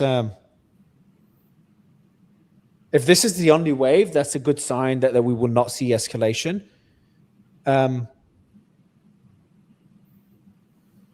Yeah, I'm just seeing now if there's any other waves. There's no reports of other waves happening. If this is the only one that we could be seeing de-escalation, and finally we have a quiet rest of the week and I can got a flight soon so I can have a peaceful flight. But if we see multiple probably not. But either way, probably you don't think we'll see peace in the next few days. It will take a bit longer to. If this is it, Iran won't respond to this. Is that fair to say? Israel would not respond to this. For highly probable. Because we were considering whether I don't know. I don't want to dip my hand in that. I don't know if they would. I wouldn't be surprised if they retaliate against Iran, and I wouldn't be surprised if they retaliate maybe against the Houthis. If they do it to the Houthis, that's probably fine. If they retaliate or they leverage that against Lebanon as well. But is there a possibility that Israel doesn't retaliate? I would agree with you. They don't. There is a possibility. But I would just say, Mario, hours ago, everybody was talking about this humiliation that Iran has free reign to whatever they want, blah, blah, blah. And then the Israelis responded. And now we're all kind of like, oh my God, what's going on? And we just have to give time to time and try to figure out and analyze rather than quickly react to the situation, try to, analyze every second when we don't really know what's the long-term thing. Could Israel respond? Yes. Could they not? Sure. Could they respond in other ways, such as strike against the Houthis? Absolutely. But only time will tell. I have one final question for you. There's a discussion. Larry Johnson, who's he was on the show earlier, he's coming back in about 10 minutes. And him and Pepe Escobar, as well as Robert Barnes, from various sources, were talking about reports that Iran might have acquired a nuclear weapon. Have you seen those reports? A nuclear weapon, one or two, or might have developed a few walk warhead? No. You don't think it's possible? No. Right, okay. How do they? I mean, they say that. Okay, man. If you okay, you know, the IAEA hasn't said that. The United States hasn't said that. Israel hasn't said that. The Iranians haven't said it. Nobody has said it. The Russians haven't said that. Nobody has said the Iranians have a nuclear weapon right now. If they did, if they actually decided to develop a nuclear weapon, by the way, here's the key thing about it. You can have a nuclear bomb and you can detonate it. Okay. Then the next step is miniaturization into a warhead to put it into a missile, which is what there's reports that Russia has provided them the miniaturization technology in 2024, I think, because of Iranian support for the Ukraine war. There's additional launches, by the way, additional launches from Tehran towards Israel, so another wave. But yeah, there's talks that miniaturization technology was already offered to Iran. I'm extremely skeptical of the claim that Iran has a nuclear weapon is an understatement. I'll just leave it at that. But the miniaturization one, do you think they have that at least from the Russians? No, I would first look at the nuclear perspective before the miniaturization. Now, could the Russians have supported that? Sure, I guess. Maybe. Could the North Koreans too? Sure. But we haven't even had any credible and solid reporting that the Iranians have developed a nuclear weapon. And again, it would be if they're saying that, it's kind of interesting that they're saying this. Benjamin Netanyahu is not even claiming that the Iranians have a nuclear bomb. You wouldn't think that Benjamin Netanyahu would be all over this to say so the reports, just to be clear, the report is that the Iranians claim to the Pakistanis they have a nuclear bomb. Doesn't mean they actually do. Now, whether it's a bluff to try to create some deterrence, because also the belief that a country may have one may already achieve the desired objective, and that you would be thinking twice before attacking them because they may have a nuclear warhead. So that is the other argument being made. If they do, if they do, the largest nuclear arsenal in the world, and Ukraine has been bombing them nonstop. So it does work as well as a deterrent. Iran has conducted strikes against Israel, and Israel is a nuclear country. No, they are not. They never said they're a nuclear country. What are you talking about? Oh yeah, sure. Okay. They never said it. They never admitted it. I'm using your argument. Yeah, exactly. I'm using your argument. There's new waves. There's a way going on. Stefano, I know it's getting late for you. I'll let you go get some rest. Thanks, Mario. I appreciate it. Have a good one. All right, man. Take care, bro. All right, guys. We've got Larry Johnson joining us in about 5 minutes, I think. And let me see the producer. KK, when's Larry joining? So we are getting another wave of missiles fired by Iran. So Iran did not wait to retaliate against Israel. We saw Israel take a few hours before they retaliate. We're getting explosions now, reports of explosions in Jerusalem and Tel Aviv. Now, just to be clear, there's reports of one impact in Jerusalem. KK, if you could show this on screen, it's nothing significant, just smoke coming out, billowing from the ground in Jerusalem. Seems like, I don't know if there's a facility. It's hard to tell if there's a facility there or not. I'll have the producer. We've only got one producer online right now because everyone's asleep. But this is the if you can zoom in on the smoke just to see what the actual location is. I don't know if you can zoom in on the smoke. No, it doesn't show. You have to click on the image and zoom in, I think. Maybe it doesn't work. Oh, there it is. Yeah. Does it show if it's a location there? For me, it doesn't show that it's hard to tell whether there's location there. There's other videos of interceptions happening right now, mainly over Jerusalem. Skies over southern Israel, multiple interceptions. The skies it's daytime now in Israel. We started all this when it was nighttime in Israel, when Israel decided to attack Iran. Now it's daytime. But we do know there's so far 2 waves of attacks. I don't know how many missiles. The first wave had 5 missiles. I think one of them was also from the Yemenis. Other than the first one they fired. Again, the Yemenis is very bizarre. They fired their own one before Iran fired. We're getting impact in Hamtor, Samaron area. Let me see what there is in that location. And there's also impact in Beit Farik, central Israel. targeting IDF military positions. So we're getting reports of 2 impacts in Israel happening right now. This is one of them. This is one I think the Central Murik, this is the Bet Freak. Well, that's a pretty significant explosion. Yeah, it's more than the one we showed the photo of.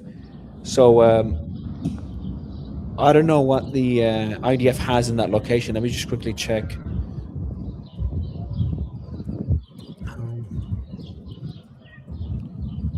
So if there's anything significant in that location, you can mute the audio. Okay,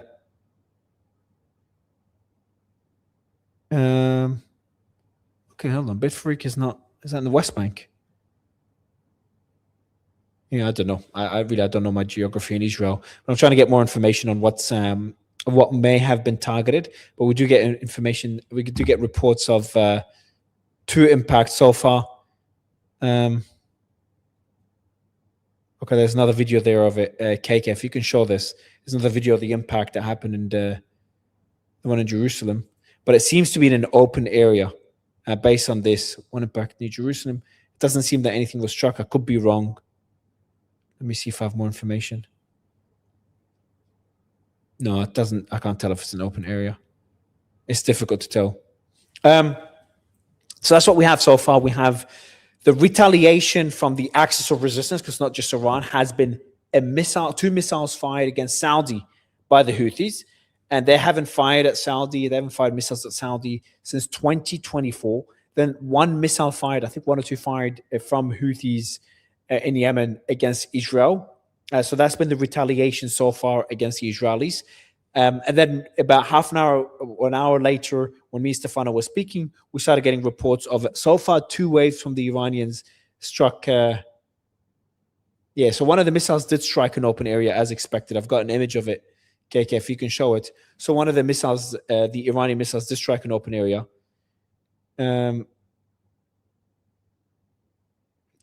So, okay, this is, so far it looks like good news that this is not going to escalate. If you're someone that doesn't want to see this escalate, this looks like good news. KK, if you can show that photo, just shows how it struck an open area, because there's 2 things that Stefano said.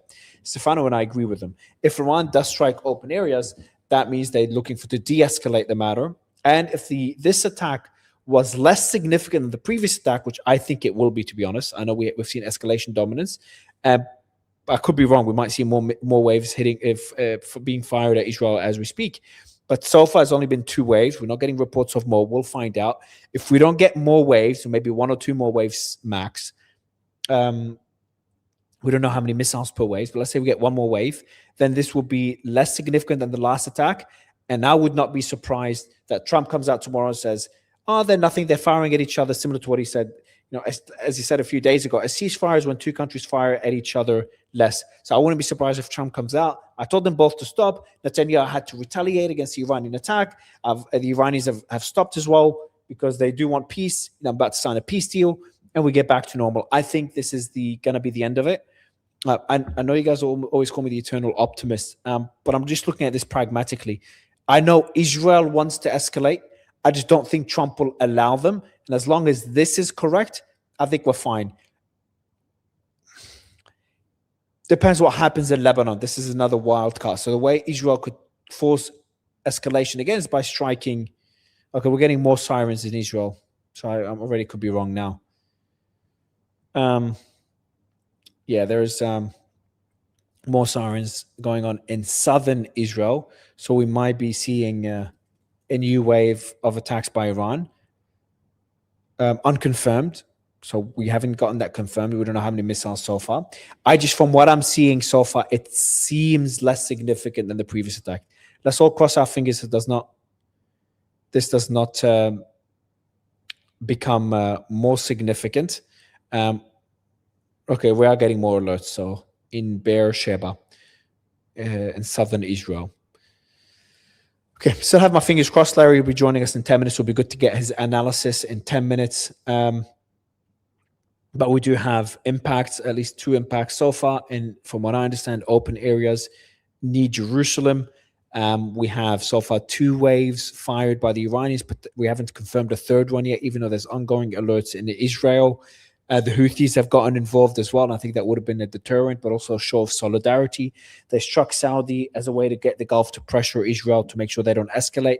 And I think what Iran here, they don't want war with Israel. I know the Israelis don't mind war with Iran. I just don't think, and maybe, to be honest, I don't think the Israelis want war with Iran. I know a lot of people saying they do. They don't. Unless the Americans are involved, the Israelis don't want to deal with this war. They dealt with it in the 12-day war, and they don't want to do it again. So that's my position on whether Israel wants this war. Yeah, we're getting more alerts. Fucking hell. So I know that the Israelis, they do want war. They want to continue with Hezbollah, but they don't want Iran involved. So Iran has drawn the line. Iran has achieved its objective right now, assuming this is it. They've achieved its objective. They've drawn the line that no more strikes on Beirut. They've crossed the red line of striking Israel directly. They've shown that they don't mind striking Israel directly. And they've tried to establish the new framework for the region. They've established it around the Strait of Hormuz, that they control the majority of the Strait of Hormuz right now. They've established it in the Gulf to make sure that American attacks are limited. And if they do get attacked, they strike American bases in the Gulf. Which countries they choose in the Gulf is dependent on which countries support the Americans in any attack.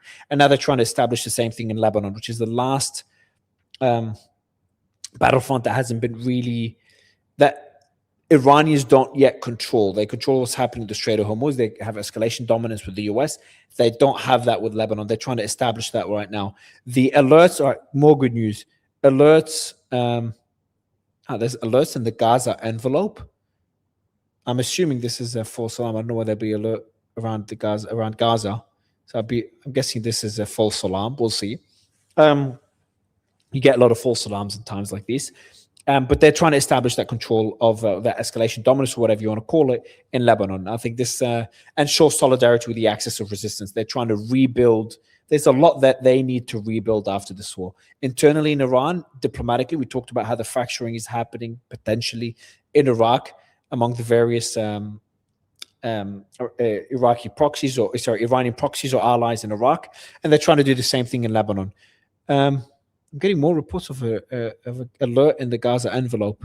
I wouldn't get worried. I wouldn't not get worried, but I don't think Hamas is firing rockets or have the capacity to fire rockets at Israel right now. So I would dismiss that. And we do know there's a blockade now, a full blockade of all aid going into Gaza. One thing I've learned from all this, assuming this is over, one thing I've learned is, number one, Hezbollah's here to stay. Hezbollah will probably come out stronger than it's ever been from this. So this is number one when it comes to the Lebanese front. I don't know how Lebanon is going to sort out the Hezbollah issue and how they're going to figure out a solution to that. I think a peace deal will include Lebanon. I know Stefano said it won't, but Iran's made it very clear that it wants a peace deal too. They've just listed... I've got good news for you guys before I mention the news. I was going to say they've just risked a war, or they are risking right now a full-blown war with Israel. Yeah, great. There's new launches out of Iran. Ah, man.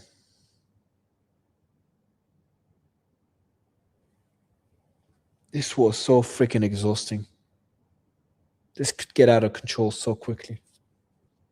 There's another wave of Iranian missiles being fired towards southern Israel. So those alerts we were talking about in Israel before, southern Israel, they've got an incredible alert system in Israel.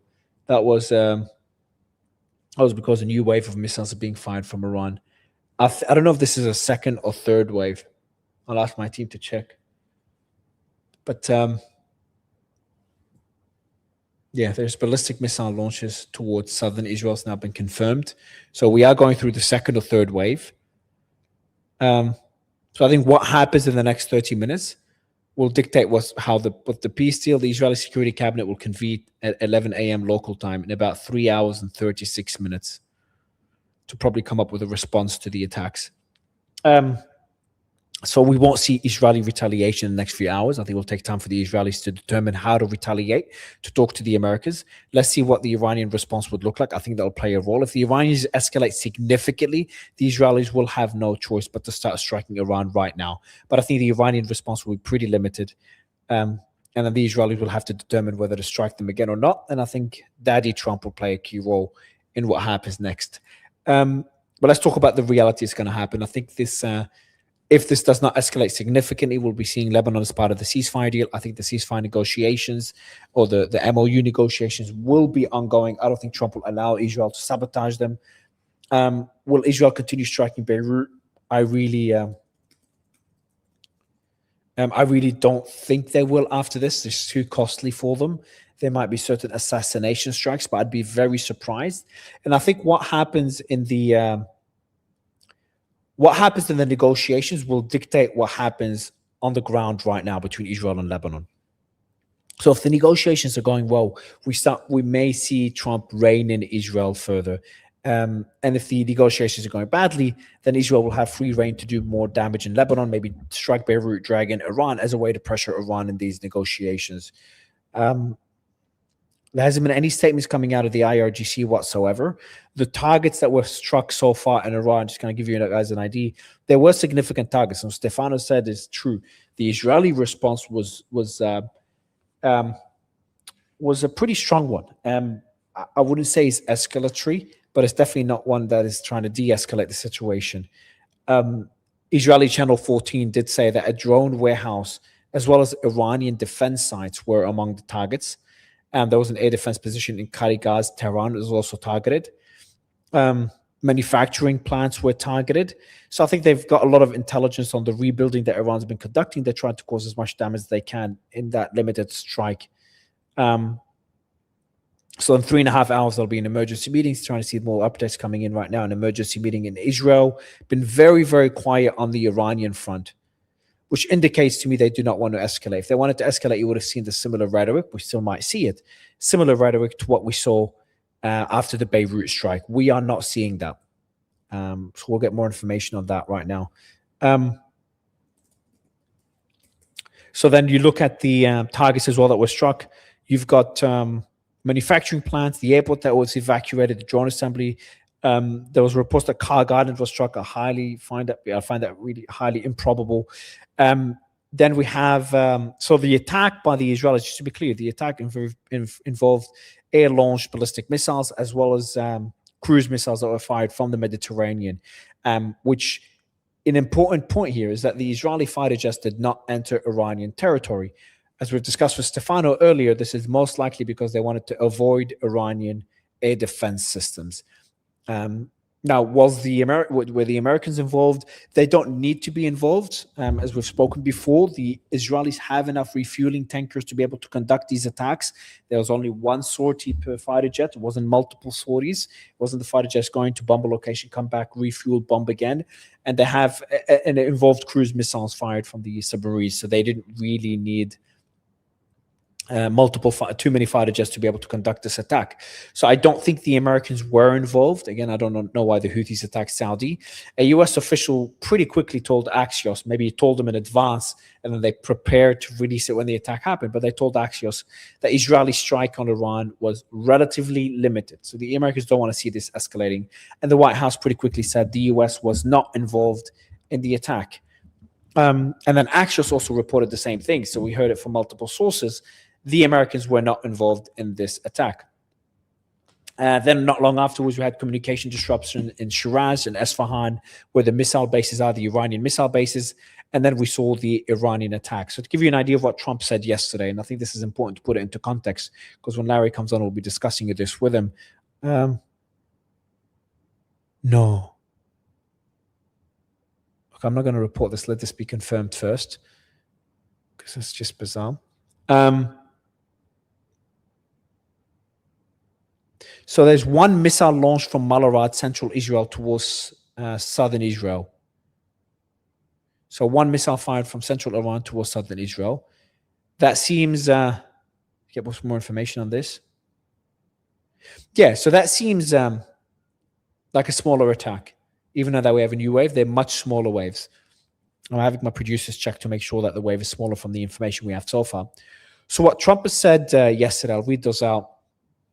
I think, let me see if Larry's in the studio is messaging my producers. All right, so the attack's finished by the looks of it. An Oakley was given by Israel's Home Front Command to leave shelters. So guys, I've got some good news here. This seems to be the end of it for those of you that don't want this to escalate. Hopefully Larry shares my my optimism. But from what we're seeing, the Home Front Command has told Israelis to leave their shelters. This is an indicator that this could be the end of it. Trump yesterday, what he said, or earlier today, I don't know how many hours, what time it is, early your day if you're in the US, Netanyahu will have no choice but to accept an Iran deal. I call the shots. I call the shots. Bibi does not. This is him lashing out. I don't know if he knows that Netanyahu is about to strike Iran, but I think that was just before his call with Netanyahu, or after. I think that was just after. That's the FT, Financial Times. That was his call after Netanyahu, I think. Then he says no, that was before the call. When asked if he would do a deal with Iran, if the deal with Iran failed on its merits, he would do a commando raid on Iran. That was unrelated. If the deal failed, it's unrelated to the strikes we're seeing right now. But from what we're seeing right now, the Iranians, Larry, did not wait to retaliate. They retaliated pretty quickly. But it seems more limited, and it involves the Houthis, which struck Saudi and struck Iran. And don't forget Hezbollah. Hezbollah is firing drones. Yep. So I think this is them showing. There's another video of an impact. I don't know if that's the same impact that struck 2 houses, apparently 3 houses in Israel. Don't you realize that can't be true? Israel's intercepted them all. They said so. But the good news, and hopefully you agree this is good news, the IDF just said at the end of the situation assessment, the Home Front Command issued a directive that it is possible to leave the protected area, continue to follow instructions. So this could be it. Much smaller attack. Are we looking at Iran having drawn the red line in Lebanon, and this would be it? They would not want to be escalating, and they would not want to continue the war. So they've made their position clear. Beirut is a red line. Israel responded to show they still want to, they still build deterrence, and they don't want to give full escalation dominance to Iran. Iran responded, but also had the Houthis strike Saudi I assume to pressure the Gulf to pressure Israel, and struck Israel even before Iran got involved. So the Houthis getting involved seems like a warning sign. Yeah, would love to get your thoughts. Are we seeing the end of it? No. The ball is now in Israel's court. Are they going to say, okay, call it a day, and say, okay, yeah, we struck back, and now abide? Maybe they've got another phone call from Trump saying, cut that out. I have been able to confirm that the U.S. is staying out of this so far. So the message is being sent to Israel: you're on your own. Now there may have been, they're blaming the Houthis for the strike in Saudi Arabia. Again, I'd take that with a grain of salt. Maybe they did. Maybe it was somebody else who was wanting to get the Saudis involved. Yeah, so you got to take all of this with big grains of salt. We just know did Iran launch missiles? Yes. And notice they launched missiles from the sites that Israel claimed that they hit with their missiles. Okay? From the same location, yeah. Yeah, so apparently it didn't do quite the damage that Israel might have expected. Well, I'm getting unconfirmed reports that there's new missiles being fired from Iran, but unconfirmed. It hasn't been only 2 sources so far, 1 source. Well, you know why we're having difficulty getting the confirmations on those, because before there were these $2 billion plus radars at U.S. military bases that Iran took out in the early days, and so the fallback on that is to have a U.S. AWACS plane up flying to collect that information. And apparently a U.S. AWACS plane is not up flying, giving that information. So Israel's on its own having to figure out, is something being launched and is it coming our way? So the first question is, for Israel now, it would take time for them to retaliate because they go through the process. They speak to the Americans. They talk to convenes the security cabinet. They're convening it in about 3.5 hours. So they go through a process before deciding to retaliate. The Iranians retaliated pretty quickly, and I think they had that mosaic structure I was talking about earlier. They have pre-planned responses to whatever attack they are faced with. Is it fair to say the Israelis will go through a more diplomatic process that takes a bit longer and having to talk to Trump as well? A more bureaucratic process. Iran has decentralized its response so that you don't just take out one node and then the system breaks down. They've got a multi-nodal system. Israel does not. Israel has a single nodal system, so much more fragile and also much more cumbersome. And much more dramatic, especially when that single nodal system argues with the American single nodal system. Yeah, well, there's no argument from the American side. They're saying, "Hey, we told you to stand. You're on your own. This isn't our fight. This is your fight." We're getting reports of new launches from Iran, so it's not finished. And there's alerts right now in Israel. There seem to be multiple barrages, but they seem to be smaller. I'm really hoping they're not that significant to give the Israelis enough ramp. I'm always I'm being optimistic here. Now the Iranians are claiming there's a report from Iran from Fars News. Israeli airstrikes. Oh, that's right. Israeli airstrikes hit Karun Mashar petrochemical company in Iran, causing partial damage. So that means company. The chemicals companies in Israel are going to be hit now. Ah, man. Okay. So if you're hoping for this to ramp down, it's not. You're going to go to bed at some point. You're going to get some sleep, and when you get up, they're going to still be launching. Without the Americans, yeah. Without the Americans. Yeah. So far, without the Americans. The U.S. military is in what they call a forward-leaning posture, but we're largely staying out of this because Donald Trump wants to make a deal. Pakistan's got the deal on the table. Iran has agreed to Pakistan's deal. So we'll see if Pakistan saves the day. Are we seeing Israel trying to establish escalation dominance? Are we seeing Israel just trying to sabotage the deal? It's sabotage. They have no ability to do escalation dominance. Not at all. Go ahead. You don't think that strike on Iran was significant? There was a lot of targets that were struck. I understand a lot of targets doesn't mean the damage was a lot, because Iran is just such a big country. But there were about 20 targets that were hit, and now we know a petrochemical plant. So they weren't shying away. But do the math. If you've got a country that's 80 times, 75 times the size of Israel, and Iran fires 20 missiles, which they did in their initial strike, they hit targets in a much, much smaller area. Then Israel responds by 20 missiles spread out over this massive territory. No. Not effective at all. They're kidding themselves if they think that's effective. It's just only to make them feel good. See, we struck back. Yeah. What is the likelihood, in your view, that we do get back to a full-blown war between Israel and Iran? And could there be a deal? I have another interesting theory. Could there be a deal between the US and Iran while Iran continues a war with Israel on the side, separate to the deal? Yeah. Yes. That would be interesting. Absolutely. Oh, look, remember what happened in the 12-day war. Who was it at the end of 12 days was asking the United States, help, get us out of this? Was it Iran or was it Israel? It was Israel. And Israel's going to once again come pleading to the United States, save our bacon or kosher ham or whatever.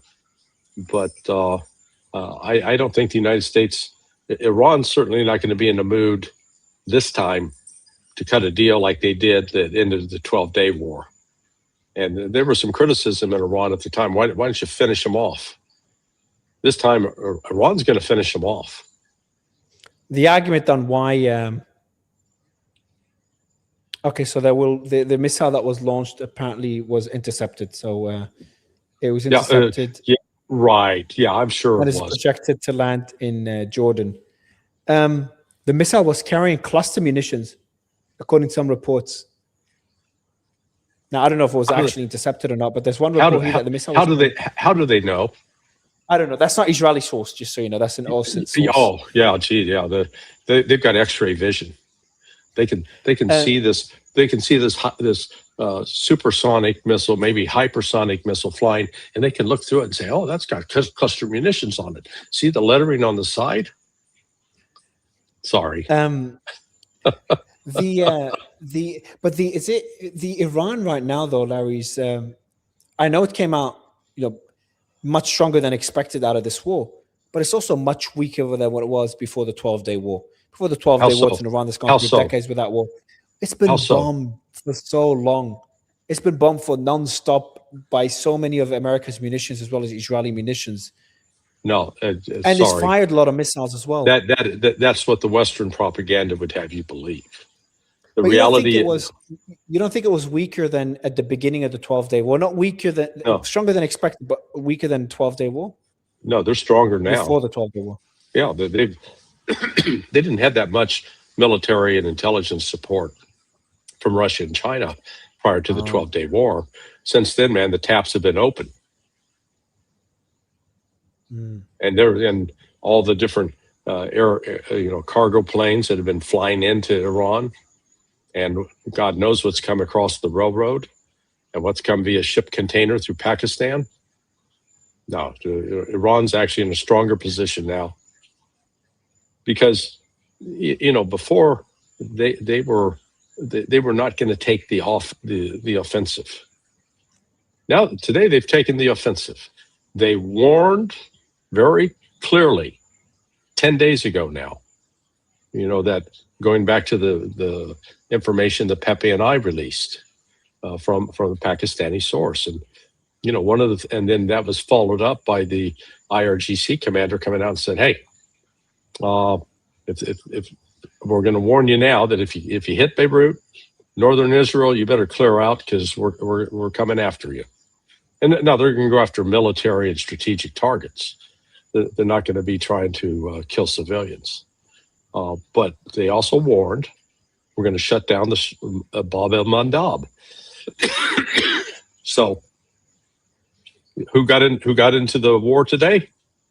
Houthis, who can control the Strait of, who can control that strait? The Houthis. So this has gotten bigger, and if they actually do shut down Bab el-Mandab, then the global economic crisis has gotten worse. Because that's one less key strategic waterway that's no longer open to cargo ships, and it could affect Saudi Arabia too. Now this will be the interesting play. If the Saudis are still pumping oil and coming out through the Red Sea, will Iran let them? And so the thing to watch is if Iran is allowing the Saudi ships to come out, then that there's a deal that Pakistan, that will be further confirmation that the deal Pakistan has been working with the Saudis will give, they'll get free passage. I think people don't understand the significance of both the Houthis joining, because it took so long to join at the beginning of the war, and I think it's a big warning for the world concerning the Bab el-Mandeb Strait, and assuming the Houthis struck Saudi. They haven't struck them since 2024. That's a very significant move. Obviously, if the Houthis were not the ones to strike Saudi, that's significant, but for other reasons as well. Because I don't think Saudi would appreciate a false flag attack. Yeah. What's the news source reporting that it was the Houthis? Nothing that we'd know about. It's just there's OSINT sources that I look at. Okay. So, yeah, the OSINT sources, who are they connected with? Nobody. So it's nothing confirmed. No, who are they connected with? I don't know. Some of them. No, some of them are. CIA. Repeat after me. CIA. Open Even the source ones intelligence.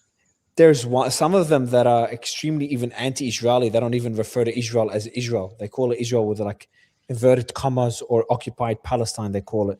So some of these others are obviously more.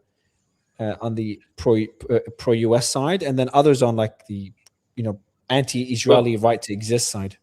Some of the OSINT, one way that OSINT also works when it's being used as part of an intelligence operation is you paint it so it doesn't look like you.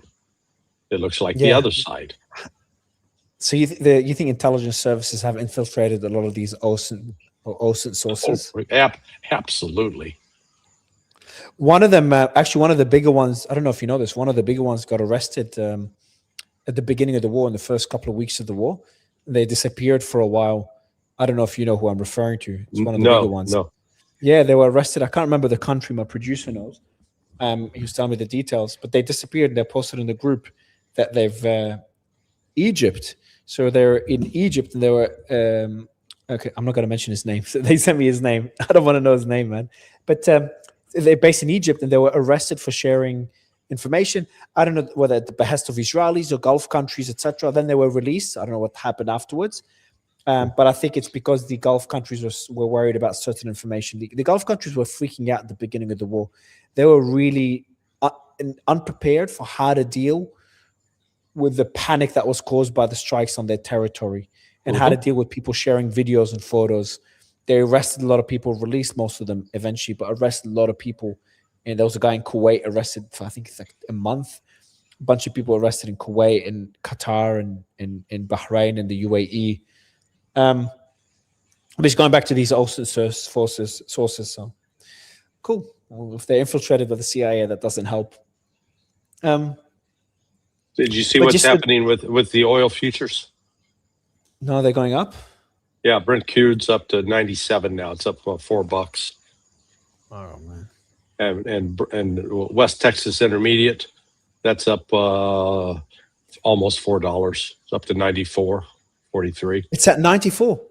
No, they were like at 85 yesterday, right? 85, 88. Yeah, I remember.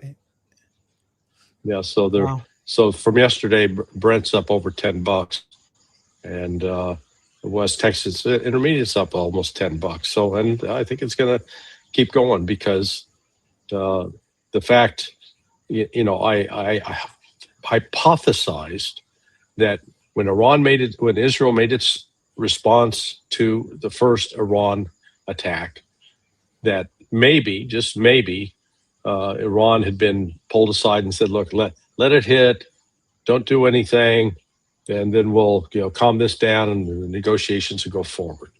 Well, clearly that didn't happen. Iran, they got hit. They reassessed, okay, which targets are we going after now? And boom, they've launched. Yeah, well, this is Chris Murphy's now posted, quote tweeting the IDF. So the IDF posted the Israeli Air Defense Force struck military targets belonging to the Iranian terror regime in western and central Iran a short while ago. Then Chris Murphy posted the following: the war has been humiliating for Trump and American power generally. And when Trump announces he's going to call Netanyahu and tell him not to retaliate, and within hours Netanyahu retaliates, the humiliation just compounds. Yeah, BB's bitch. I think Trump will be getting out of it. That is actually a very important point that people, at least I'm not discussing enough, is that is a really bad look for Trump. Yes. Netanyahu really screwed him.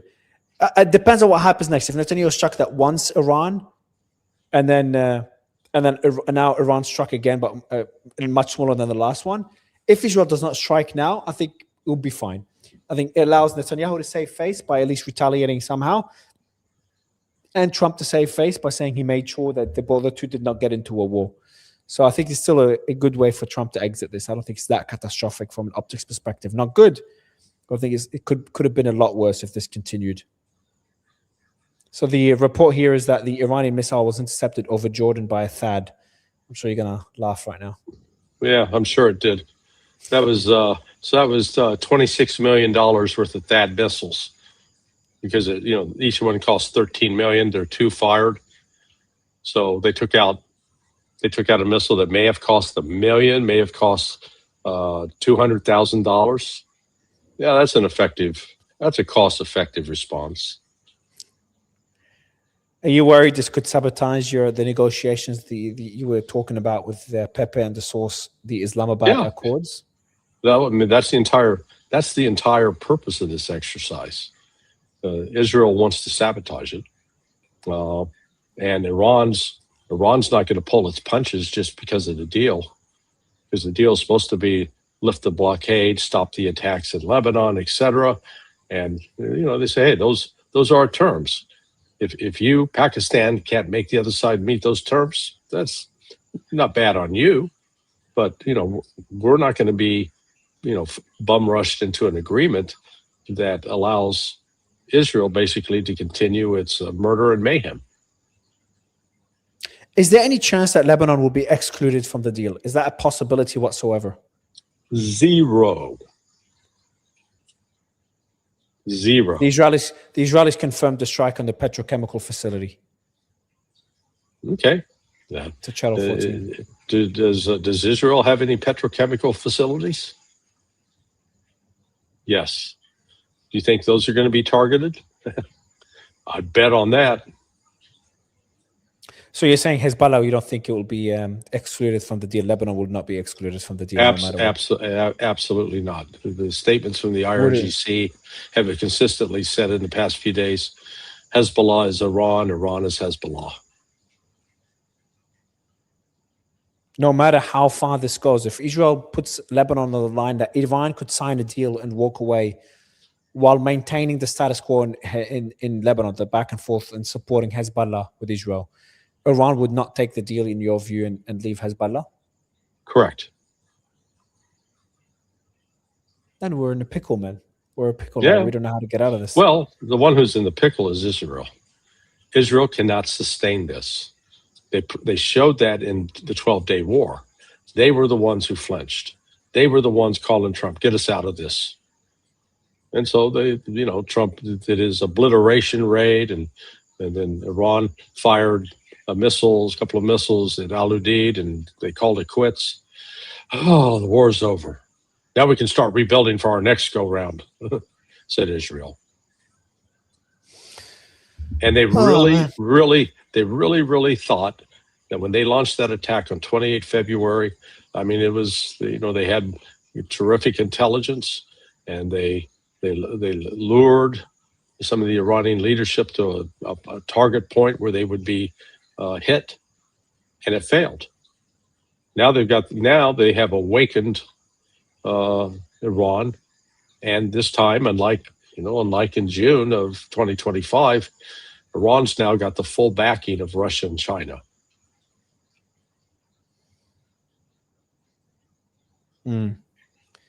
The most interesting part is how the UAE's been staying out of it so far. It's been 2 weeks they haven't been attacked. Since that one strike at Bushehr, the UAE has not been attacked. Kuwait's been attacked. Bahrain's been attacked. Saudi attacked, maybe not, depending if it's a false flag. And Israel's been attacked. The only countries left, Oman was attacked. You remember that drone? Now, Iran's not saying it's them. Israel, right. Some people are blaming Israel. Others are blaming some groups from Iraq. But Oman was attacked. The only countries not attacked so far are Qatar and the UAE. So maybe the UAE is making some moves in the background, and that we could start seeing that shift away, the balance of power shift towards Iran.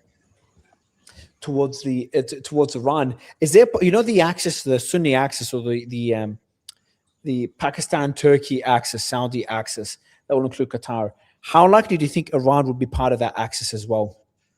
Oh, would absolutely be part of it. With Saudi? Well, yeah, remember, Iran and Saudis normalized relations 2 years ago. And they've had, back and forth meetings with MBS. Iran had good relations with Oman and Qatar, and they attacked them, and the UAE, and they attacked them. So I don't know if they didn't. Iran didn't attack Oman. That's Western propaganda. They denied the attack. That's Western propaganda. But they did attack Qatar. Yeah. Why? Because Qatar was allowing its base to be used to attack Iran. The Iranians made it clear to these guys. They said, they've talked to the Saudis, they talked to the Qataris, and said, hey, if you're going to allow your land to be used to attack us, then you're putting yourself in the ball game. So you decide. And according to our the Pakistani source that we got information, Pepe and I got information from, both Qatar and Saudi Arabia have made a decision. We're going to stop being the Holiday Inn for the U.S. military. They're going to have to go elsewhere. Do you think the UAE would be able to? Oh, that's the attack on the petrochemical plant facility, and that's the smoke billowing out of it. Yeah. Do you think there's a possibility also for the rest of what are the other Gulf countries will have no choice but to join that alliance? The UAE. Well, yeah, the smaller ones are pretty irrelevant, but yeah. the bigger guys. Yeah, that's what they envision. And again, this is behind the scenes. This is China and Russia. They are wanting to get these countries out of the U.S. sphere, where as long as they're in the U.S. sphere, they're always going to be used as a tool to attack somebody else, or to attack Iran. Now, and in the past, they could get away with it. They weren't attacked. Now they're getting attacked if they get involved with letting their territory be used as a launch pad. There's an interesting theory made by two economists on my show. One of them is a commodities trader, and one of them is the manager of a hedge fund. And he was actually on my show today. I think it's been such a long day. It's been almost 15 hours for me. But the argument they're making is that, you know how we always, when we spoke in the early days, we're like, how did the US not know that Iran will close the Strait of Hormuz? That point did not make sense. So the argument they're making, they always knew that there's a high probability that Iran will be able to close the Strait of Hormuz. And that was part of the calculus to attack. The reason is, while the US is suffering, in relative terms, it's suffering less than other countries that are more dependent on the Strait of Hormuz.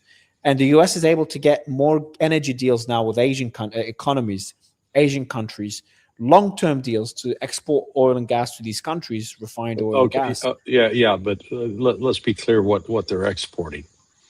The United States produces 2.3 beer, okay?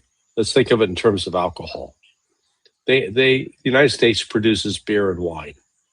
It doesn't produce tequila, scotch, vodka. What do the tractors run on? What do the semi trucks run on? What powers a lot of power plants in some areas? The vodka, diesel, and where that comes from heavy crude. The United States is a net importer of heavy crude. What are its sources? Sources are Canada, Mexico, now Venezuela. Those are the three principal ones. What's happened to the relationship between the United States and Canada? Is Canada saying, hey, let's see if we can sell more oil to our American cousins? Or are they saying, fuck them, we're going to sell it to China? I think they're saying the latter. And so this is why diesel is more expensive in the States than oil. You know, the oil prices have come down, but the United States has, quote, been a net exporter of oil. Well, they're exporting stuff that we're not going to be able to continue that. We've run down the strategic reserve. It's approaching zero. That's why we've seen such a dramatic fall in gas prices over the last 4 weeks. I mean, gas, I think I said this to you earlier. Petrol, gas for cars is cheaper now than it was before the start of the war on February 28th. Where? But here in the United States, here in Florida. But that's because yeah. Go ahead. That's because they're drawing the light oil out of the strategic reserve. It's being refined. They're flooding. They're trying to sort of flood the market with gasoline here in order to get the prices down, so the voters won't be pissed off and want to lynch Donald Trump. But it's not working. It's not going to work. It's trying to put a Band-Aid on an arterial bleed. That doesn't, Band-Aid doesn't stop an artery from bleeding out. You need a tourniquet. The argument they're making is that, but the US does export gas, and does, if it can get that heavy crude, it could refine it and export that as well. No, they couldn't, because they need it here to refill the petroleum. if not to if the refill, market- just to run the damn trucks. Just to get trucks that can take, haul food and stuff to the grocery stores. Yeah, but they do export gas. But they do export natural gas, and they can the argument is they can do long-term deals with those countries. No. Do you understand how the natural gas market works? It is not on demand. It is contracted out, usually at least 6 months, if not a year in advance. Okay? So countries that want natural gas, they contracted before for delivery. A lot of those countries that contracted for delivery aren't getting them because force majeure was declared out of the Persian Gulf, and other companies that would buy the LNG and then ship it. No, there is a massive shortage coming up, both with LNG and with diesel and with light crude. That's the West Texas Intermediate. Brent is more of the heavy oil. So I'm laughing. I asked my producer a technical question, which the producer's meant to give me the information. He's so tired. The team is so tired because I woke them up. He goes, no clue. And I knew his dad is like, I don't even speak English anymore. They're exhausted. I'm working them to death. But so sorry to interrupt you for this. I started smiling, and I wanted you to know why I'm smiling. The poor guys. True. It's long-term agreements. So what they're saying is that they're signing. The Asian economies are in a very difficult position. They need gas urgently, and the US is also exporting part of the reserves for the petroleum reserves, as well as the natural gas to these countries, and forcing them to sign 5 to 10 year agreements. I don't have any examples. I haven't done a deep dive into this, but this is a theory on why this whole war was. One of my guests, the argument they were making is that they wrote a piece. They wrote an article, actually, before the war started. They wrote an article saying the US is going to block the Strait of Hormuz. That was their article, went viral now. And their argument is that ships should be able to go through the Strait of Hormuz right now. Insurance companies should be able to insure them. They've insured them before. And this whole war, the whole plan, among other things, one of the reasons that they decided to do this war is that it benefits in the US relative to other countries in allowing the US to dominate the energy market by replacing that shortage that's coming out of the Strait of Hormuz. And that blockade by the US is part of that plan, because all these countries that are dependent on it now will need to find alternatives, which include Russia and the US. Okay, what kind of oil came out of the Persian Gulf? Light crude or heavy crude? Answer is heavy crude, primarily. Okay. Yeah, but the petroleum reserves in the US have heavy crude. The United States does not have heavy crude reserves. Are you listening to me? The United States does not generate heavy crude. It has to import. It's a net importer. Even their reserves are not heavy crude? Yes. I would have thought preparing for something like this, knowing that this is the oil they need. Brother, why would you? You are such a generous, kind person that you think that these people would actually think and plan? Good Lord. I would have expected it. I would have expected it if they're waiting for a shortage like this, for an emergency like this. They know that they need heavy crude to refine. This is the one they have shortage of. So I would have assumed their reserves would be full of heavy crude. Well, maybe that's why they invaded Venezuela. 100%. That's the argument they make as well. The argument they make is Venezuela was all part of that. But Venezuela doesn't provide that much. It doesn't provide what the United States actually consumes. And so instead of the United States saying, "Hey, let's solidify our relationship with Canada," no, we've pissed on the Canadians. Canadians are already in a technical recession. So what's going on here is, I don't think, it's an interesting theory they propose, but I think it's silly. I think they're going to find out the United States didn't plan for this, because the United States is not a net producer of a lot of things. and the things that it does produce, particularly on, let's say, the highly technical weapons, they need supplies that come out of China. The U.S. is dependent on foreign supply chains. Yeah. And so what they've done right now is and so it's not, and again, the disruption of the foreign supply chain, it's not just the oil, not just the LNG. Don't forget urea and sulfur. That's already impacting here domestically. I mentioned the other day, Mosaic. Look it up online. Mosaic is a fertilizer producer. They've had to close half their operation because they don't have urea and sulfur. Yeah. And then he put into. Hey, I understand. I'm not yelling at you. Okay. No, I'm not. I'm thinking about it. So this is so obviously I have a lot of guests. So this is one of the arguments being made. It's not an argument I agree with, because the economy, there's many others that are making the argument that the US is definitely not prepared for this war. My argument is very different to that one, but not prepared. Look at the position it's in now with having to raise interest rates to fight inflation, and with the amount of debt it has to service. If it raises the interest rate to a certain level, it won't be able to pay off its debt anymore. There's a level, I don't remember what the number is. I had an economist early on today. He said, according to a report, if we reach a certain level, we're in danger territory, and we're already at that level and have been for a few months, the 10-year yield. And then there was another economist that talked about, if we get to another level, which is not too far off from where we are right now, we're looking at a Great Depression territory. That's all concern they had.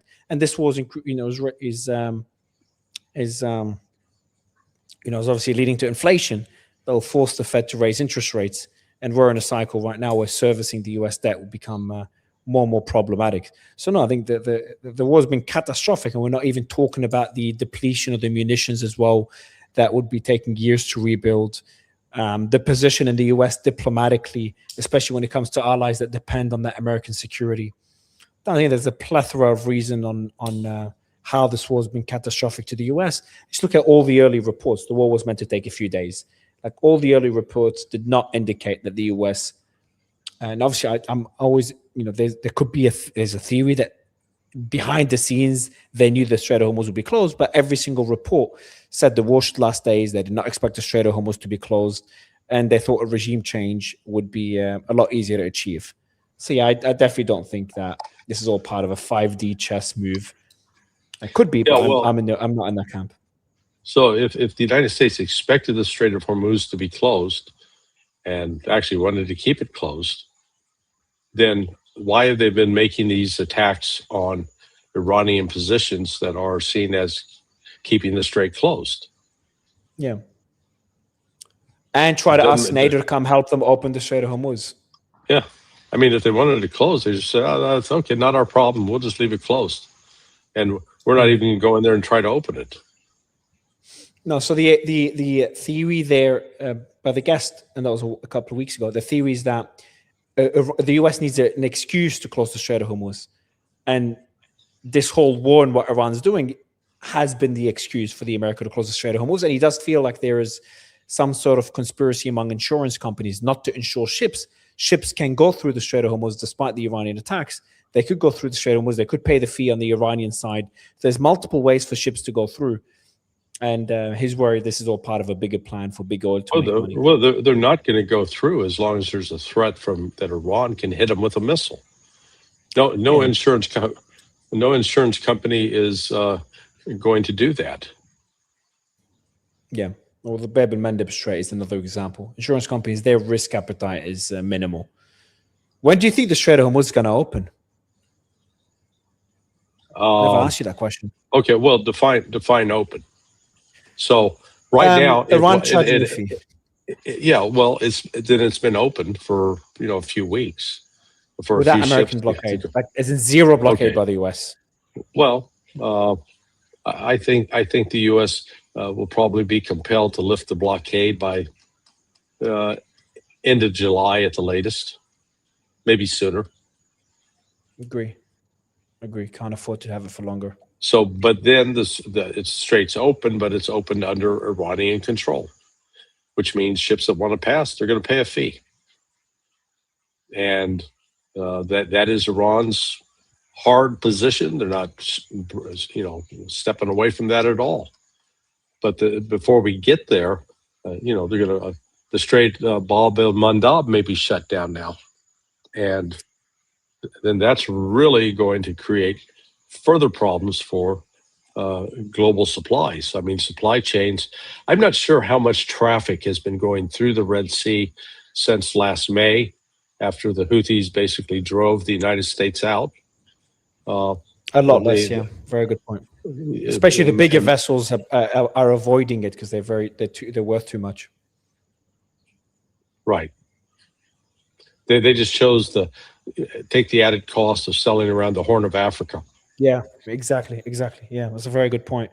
Even till now, and the Houthis are not even closing the strait or the Bab el-Mandeb Strait, but just because of what happened many months ago, till now, bigger vessels, bigger tankers are avoiding the Bab el-Mandeb Strait. That's how low their risk appetite is, their risk tolerance is.